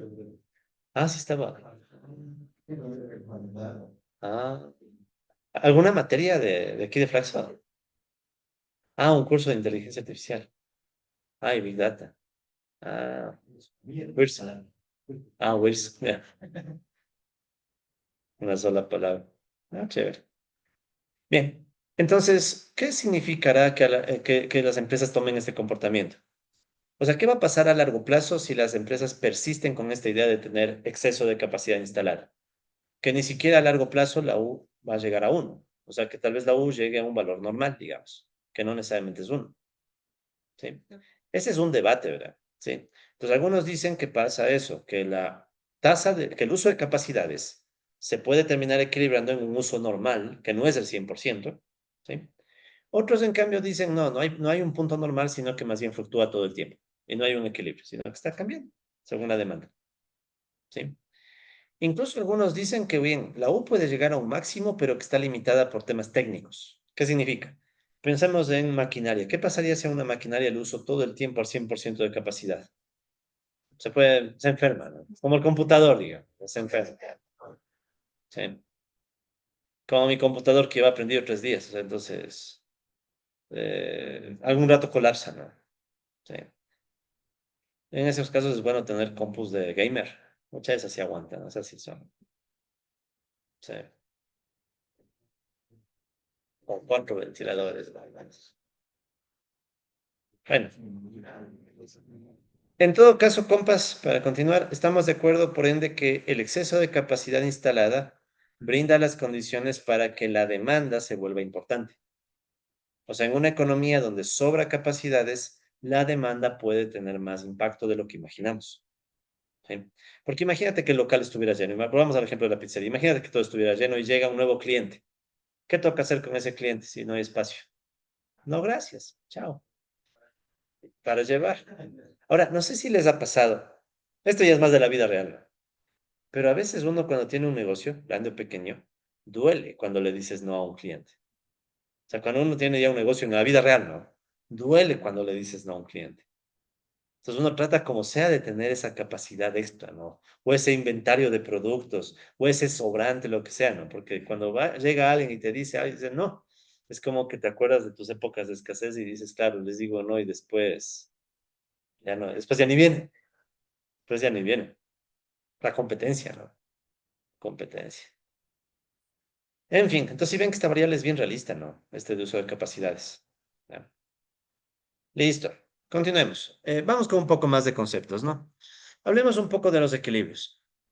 No lo puse en lámina, pero tal vez antes de hablar de los equilibrios, de los tipos de equilibrio, hablemos de la palabra equilibrio. ¿Qué significa equilibrio? ¿Por qué usamos la palabra equilibrio en economía? Entonces, esta es otra discusión interesante y hasta filosófica. Nos encanta robarles a los físicos, ¿no? O sea, porque equilibrio, ¿cuándo hay equilibrio? O sea, si somos newtonianos, cuando la sumatoria de las fuerzas es igual a cero, ¿no? Ese es el equilibrio en mecánica clásica, digamos. Pero en economía, ¿qué significa la palabra equilibrio? Por ejemplo, el equilibrio de mercado. ¿Cuándo hay equilibrio de mercado? Oferta y demanda, ¿no? O cuando el exceso de demanda es cero, si se acuerdan de micro, ¿no? O de macro, lo que sea. El caso es que el equilibrio se supone que es una situación donde las fuerzas, o sea, literal, las fuerzas, ¿no? Del mercado, por ejemplo, se contraponen. Oferta y demanda dice que se balancean. ¿Ya? Ahora, en macro, en el curso que vamos a ver, hay diferentes tipos de equilibrio. ¿Sí? Voy a pasar esto un poco rápido porque ya cuando nos toque aplicar hemos de usar el concepto, pero más o menos la idea rápida es que, por ejemplo, pueden tener equilibrio de estado estacionario en nivel. ¿Sí? En inglés ese es el stationary o stationary state equilibrium. ¿Ya? O sea, es cuando la variable se queda en un nivel constante. Es cuando les digo, ok, digamos que U es igual a 0,4. O sea, se usa el 40% de capacidades y se quedó ahí. Entonces, cuando pasa eso, tienes un equilibrio de estado estacionario en nivel, o en inglés, el stationary state equilibrium. ¿Sí? ¿De acuerdo? Para ese tipo de equilibrio se hace la estática comparativa. ¿Se acuerdan de ese término? Entonces, ¿qué era la estática comparativa? Tú ves qué pasa cuando cambias algún parámetro en el modelo y se mueven los niveles. ¿Sí? Eso se acuerda que había, ¿no? Estática comparativa. Sí, eso se hace cada rato. Ahora, el enfoque que nosotros vamos a hacer es más dinámico. Es decir, en vez de equilibrio de estado estacionario en nivel, lo que tenemos es equilibrio de estado estacionario en tasas. ¿Ya? Y en inglés es el steady state equilibrium. ¿Ya? Verán, usualmente el inglés es horrible porque reduce el alma humana bastante. No sé si han visto las palabras como like. ¿Sí? Con like, los gringos tratan de recoger un montón de ideas. Pero en cambio, en este caso hay que darles la ventaja de que hay que reconocer que tienen palabras diferentes. Por ejemplo, stationary se refiere a nivel. Steady, en cambio, se refiere a cuando la tasa de crecimiento se queda constante. Por ejemplo, si yo les digo, digamos que Y es el PIB, y si les digo Y gorro igual a 0,02, ¿qué significa? ¿Qué significaría esto? Y gorro igual a 0,02. Si Y es el PIB o la producción. Entonces, la producción está creciendo 2%. Si yo les digo, la producción se queda creciendo 2% de por vida, ¿es posible? En teoría sí.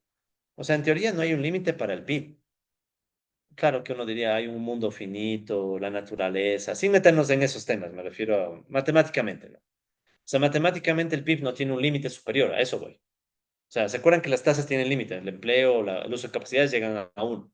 El PIB tiene un límite superior. No, o sea, el PIB en teoría al menos puede seguir creciendo.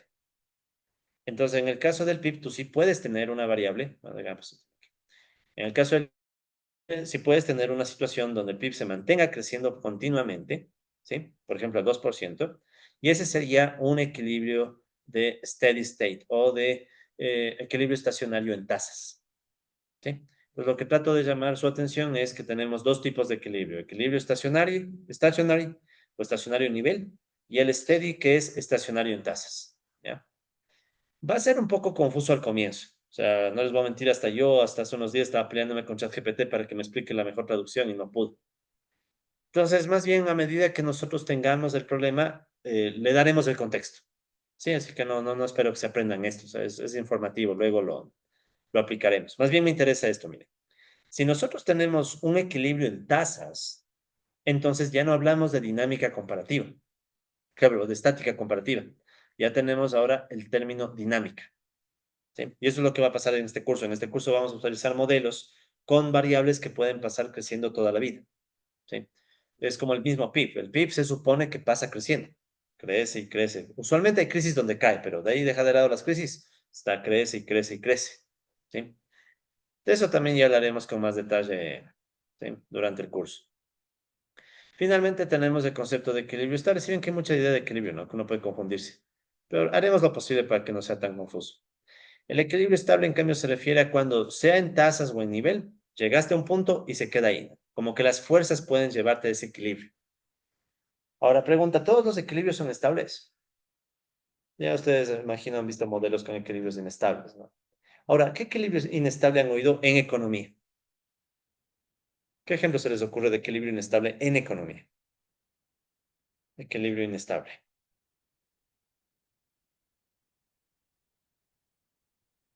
Algo bonito, tal vez, ¿se acuerdan?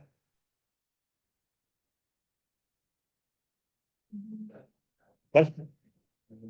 Digan, digan, total. A lo sumo quedarán grabados y su ridiculez quedará en la posteridad, ¿no?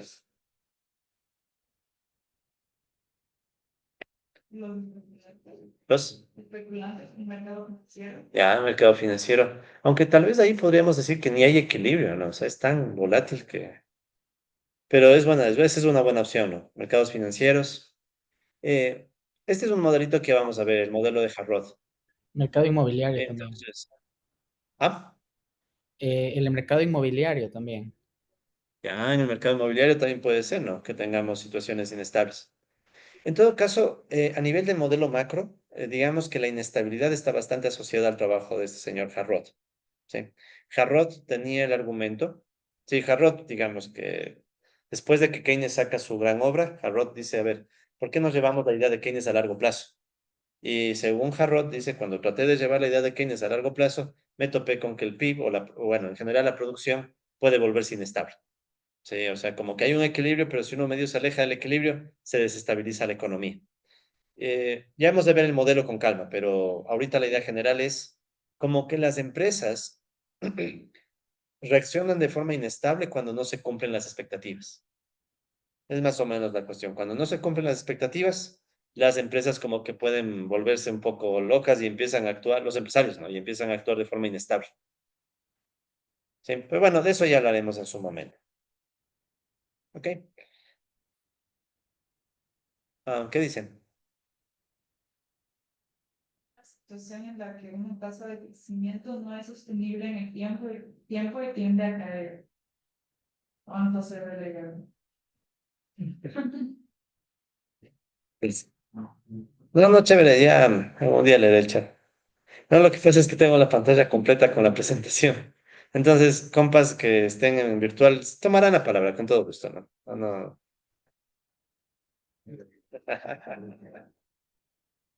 No, pero esa sería la idea de la inestabilidad. O sea, lo que dijo el compa, lo que escribió el compa, mejor dicho, sería parte de la esencia del modelo de Harrod. O sea, que la economía empieza a crecer a tasas muy altas, después a tasas muy bajas y pasa fluctuando, ¿no? Sí. Otro concepto que también vamos a topar full es el de tecnología. ¿Sí? Esto ya lo han visto en micro. Estoy casi seguro que han visto esto en micro y tal vez en macro mismo. Entonces, un recordatorio súper rápido, ¿no? Recuerden que nosotros cuando hablamos de tecnología, ¿sí? Los economistas somos bien llamativos, ¿no? En vez de hablar con los ingenieros, que se supone que son los que saben de tecnología, nos inventamos la función de producción, ¿se acuerdan? Sí. ¿Será que la función de producción tiene base tecnológica? O sea, le preguntamos a algún ingeniero alguna vez. No, que va, nosotros los economistas podemos todo, ¿no? Sí. Entonces, por eso es que tiene cierto sesgo machista a veces grande. La economía, incluso aquí ya está pasando. Antes en Gringolandia se quejaban mucho que los programas de economía eran los que menos mujeres tenían, junto con los de matemáticas, sobre todo a nivel de posgrado. Sí. Hasta antes de pandemia, aquí en Flaxo era medio parejo, hombres, mujeres. Después de la pandemia, este ya es el segundo curso en el que veo que solo hay dos damas, presencialmente. Dos y media. ¿Quién es la media?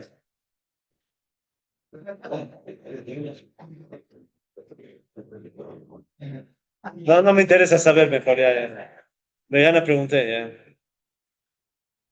Sí, sí. No, pero verán, usualmente la carrera de economía, sobre todo a nivel de posgrados y doctorados y todo, suele ser bien, bien machista. Hay muy pocas mujeres, hay un sesgo a que las mujeres sean pocas. Y creo que eso también nos permite entender por qué a veces los economistas somos como yo lo puedo todo. La típica actitud del hombre sin H, ¿no? Y con B pequeña, hombre, ya sabes, ¿no? Sí, es el que cree que puede hacerlo todo. Entonces, en vez de preguntarles a los ingenieros, nos inventamos la tecnología con unas funciones. Por un lado, tenemos estos conceptos, por ejemplo, el de técnica, ¿sí? La técnica se refiere a un método específico, ¿no? Para producir un bien, ¿ya? De hecho, la técnica me daría exactamente, si somos bien rigurosos, incluso un vector de insumos. Tanto trabajo, tanto capital, ¿ya? Para producir una determinada cantidad de un bien o producción conjunta si son varios bienes, ¿ya? De eso no voy a meterme mucho porque, repito, ustedes han visto incluso, imagino en micro, bastante de esto. Pero no confundir la palabra técnica con tecnología. Cuando hablamos de tecnología, nos referimos a varias técnicas, ¿sí? Varias técnicas de producción, ¿ya? Varias técnicas de producción que usualmente, ¿sí? Las empresas pueden elegir, ¿sí? Entonces tiene varias opciones y la empresa elige uno. Eh, Tal vez debí ponerlo en la lámina, pero la tecnología está representada por la función de producción. Una función, digamos que tienes una función de producción. Supongamos que es una función de producción que solo depende del trabajo, para hacerlo rápido nada más. Entonces, en este caso, ¿sí? Tienes L y tienes Y. Y sería la producción que depende del trabajo. ¿Y qué diríamos? Que cada puntito de esta función, ¿sí? Cada puntito que compone esta función es una técnica, ¿sí? Cada punto de la función es una técnica y en cambio la función en general es la tecnología. Sí, entonces es un tema del lenguaje, pero sí es importante tenerlo presente, ¿no? Entonces, ¿cómo sería la cuestión? La función completita, toda la función, te habla de la tecnología y cada punto de la función, en cambio, se refiere a una técnica, ¿sí? Entonces, dependiendo de la función que tú uses, estás asumiendo tanto en términos tecnológicos como en términos de técnicas, ¿sí? Ya vamos a hablar especialmente de dos tipos de función de producción que nos interesan bastante. En todo caso, ¿cuándo hay cambio tecnológico? Entonces, los economistas hablamos de cambio tecnológico o también de innovación o también de progreso técnico, son sinónimos en nuestro caso, ¿ya? Cuando aparece una nueva técnica o conjunto de técnicas que te mueven toda la tecnología, ¿sí? O sea, usualmente una innovación significaría que tú tienes la función de producción y pasa algo que provoca que toda la función se mueva. ¿sí? Entonces ahí tienes usualmente una innovación o un cambio tecnológico, ¿sí? Y bueno, puedes tener diferentes tipos de innovación, ¿no? De procesos o de productos, ¿sí? La innovación de procesos sería nuevas formas de producir los mismos bienes, o una innovación de productos implicaría que, bueno, cambia todo, ¿no? Nuevos productos, nuevos bienes, etcétera. Sí, eso también me lo paso rápido y lo pueden leer con más detalle en el libro de Blecker y Setterfield. Más bien, quiero meterme al concepto de producción, ¿sí? La tecnología, como ven, me explica cómo debo combinar los bienes para producir, ¿sí? Y la producción va a tener diferentes tipos, ¿no? Por un lado, la producción potencial que ya vimos hace unos minutos. Entonces, ¿de qué habla la producción potencial? El máximo que se puede alcanzar, la cantidad máxima de un bien que podemos producir, dependiendo de cuánto tenemos de trabajo o de capital, ¿ya? Entonces, ese sería el producto potencial. En cambio, ¿qué será el pleno empleo? Entonces, si ven que como que uno le podría asociar, ¿no? Ya vamos a ver hasta qué punto están vinculados. Pero, ¿qué será el pleno empleo? Entonces, no nos vamos a dar vueltas, esto ya es bien intuitivo. Máximo nivel de empleo posible, ¿sí? Máximo nivel de empleo que se supone es cuando la tasa de empleo es igual a uno o L es igual a N, o sea, el empleo coincide con la oferta, o la oferta laboral, ¿sí? O sea, toda la PEA está trabajando, ¿ya? Entonces, de nuevo, verán, estos modelitos tienen el límite de que no hay subempleo, ¿sí? O sea, es un límite muy serio, pero es que es difícil meter el subempleo. Así un ratito para repensarle. ¿Qué es el subempleo? O sea, digamos por un instante que quisiéramos ponerle subempleo a toda esta historia. ¿Cómo se le pone subempleo? Entonces, esto es jodido porque depende de la definición. Algunos plantean como subempleo trabajar menos horas de las que podrías trabajar. Yo no estoy muy de acuerdo con esa definición porque ¿qué tal si trabajo solo? Imagínate que en vez de trabajar 40 trabajo 10 horas, pero me pagan $10,000 al mes o 5,000, que sí pasa, ¿no? Gente que recibe $5,000 y ni camesa. Entonces, eso es subempleo. La asamblea. Sí, ¿no? Entonces, no, no. Ahora, alguien que trabaja no 40 sino 60 horas a la semana y no llega ni a un básico, es subempleo. Sí, ni siquiera ahí hay consenso. Sí, porque alguien diría, pues está trabajando de más, pero gana de menos, o sea, no llega ni el básico, 60 horas. Sí, es explotado, ya eso sí, ya, o sea, pero de hecho les dejo como duda, ¿no? ¿Cómo poner subempleo? O sea, ¿qué es el subempleo? ¿Sí? ¿De qué es el subempleo? Sí saben que aquí en Ecuador, con que hayas trabajado una horita a la semana de referencia, ya eres empleado, ¿no? Una horita. ¿Sí? O sea, si estuviste una horita, ah, ¿qué dijeron? Ya cuenten, ya a ver, ya. ¿Qué? ¿Qué? No, es que no sabe mucho de eso. El subempleo. Y de todo eso. Ya, ya, bueno, ya ver. Ya. Contarán bien el chiste, en serio se van a ir a súper. Entonces, bueno, en todo caso, pleno empleo, estamos de acuerdo, todos trabajan, ¿ya? Capacidad plena, en cambio, vamos a usarle cuando queramos decir que se está usando toda la capacidad instalada, ¿no? Máximo uso alcanzable de capacidad instalada. Entonces, si ven, siempre vamos a estar con estas dos variables, tasa de empleo, uso de capacidades. Si la tasa de empleo es 100%, pleno empleo. Si el uso de capacidades es 100%, capacidad plena. ¿Sí? Entonces, son dos términos que van a estar ahí. Y nuestra querida función de producción. La función que define una cantidad específica de producto que puede obtenerse usando eficientemente una determinada combinación de factores. ¿Qué funciones de producción ustedes han visto a lo largo de la maestría? ¿Sí? ¿Cuál es su favorita? La CES. Hay que ser psicópata para que te guste la CES. Ya. ¿Cómo se ve una función de producción? O sea, primero, a ver, ¿cómo se escribe? ¿Cómo es una función de producción? A ver, si saben que las más básicas se supone que son superficies en tres dimensiones.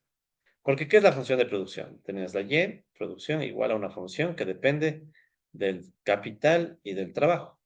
Pues en realidad tienes tres variables, ¿no? Sí, tienes tres variables, entonces supone que es una gráfica en tres dimensiones, en donde tú dices cuánto trabajo, dijimos que se mide en horas, el capital nos hacemos los tontos, ¿cómo se mide? No sabemos. Pero el producto se puede medir en unidades, si quieres, de un solo bien, ¿no? Verán, de hecho, sobre el capital, ¿cómo se mide? Hay algo que se llama la controversia del capital o la controversia de los Cambridge. Sí. Es una pelea entre ñoños de Cambridge, Inglaterra y Cambridge, Massachusetts, en Estados Unidos, sobre cómo se mide el capital. Entonces ahí hubo todo un debate. Que bueno, no tuvo mucho efecto práctico, pero hay esa discusión, ¿no? O sea, ¿cómo se mide? ¿Sí? En todo caso, asumamos que solo hay un bien. Si hay un solo bien, entonces podríamos decir que es maíz, el típico ejemplo. Entonces, sí o no que si es maíz, yo puedo usar el maíz como capital, porque lo usaría como semilla. O podríamos usar el maíz como producto, ¿sí? Porque es maíz, me lo como, ¿no? Entonces, ¿qué sucede? Que básicamente esa es la función de producción, ¿no? Una función con estas tres variables, ¿sí? Eh, Ahora, ¿cómo se ve? Y con esto vamos acabando la clase, ¿no? La próxima clase la hemos de ejecutar con más calma, pero en el archivito que les compartí, ¿sí? Ahí pueden ver que están todas las instrucciones para armarse una función de producción. Están dos, de hecho, ¿no? La función de producción Cobb-Douglas y la función de producción CES. Como les digo, la próxima clase vamos a ver con más detalle los códigos. Pero ahí le pueden ver la función Cobb-Douglas, ¿sí? Entonces ahí pueden ver la función Cobb-Douglas en tres dimensiones, ¿sí? ¿Cómo se llamarán estas curvas? Imagínense, si ven que en los ejes de abajo está el capital y el trabajo, ¿no? ¿Sí? ¿Cómo se llamaban esas curvas que están ahí abajo, proyectadas? Son las isocuantas, ¿no? Sí, son las isocuantas. Eso para la Cobb-Douglas. Y en contraste tenemos acá la Leontief. Entonces, si ven que es como que la Leontief parece pirámide, ¿no? Sí, parece pirámide y sí pueden ver que aquí están las isocuantas de la Leontief. ¿Sí? Entonces, la próxima clase vamos a profundizar un poco en por qué nos interesan la Cobb-Douglas y la Leontief. Y pregunta, con esto acabamos. ¿Ustedes han hecho problemas de Kuhn-Tucker con Cobb-Douglas? Supongo que sí. ¿Y con Leontief? ¿Cuál es más feo? Tal vez se acuerdan que Leontief es más complejo, ¿no? Sí.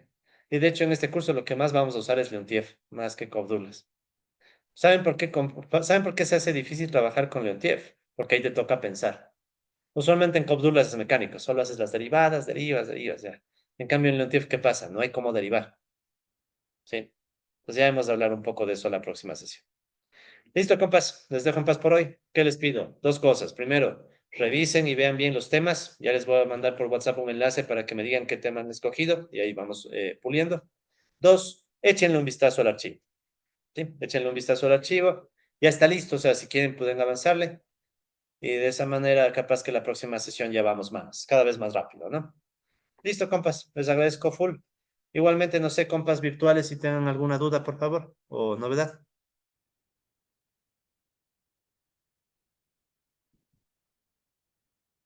Creo que no. Listo, pues quedamos ahí, ¿no? Igual queda grabada la sesión, compas. Así que estamos ahí, ¿no? Gracias.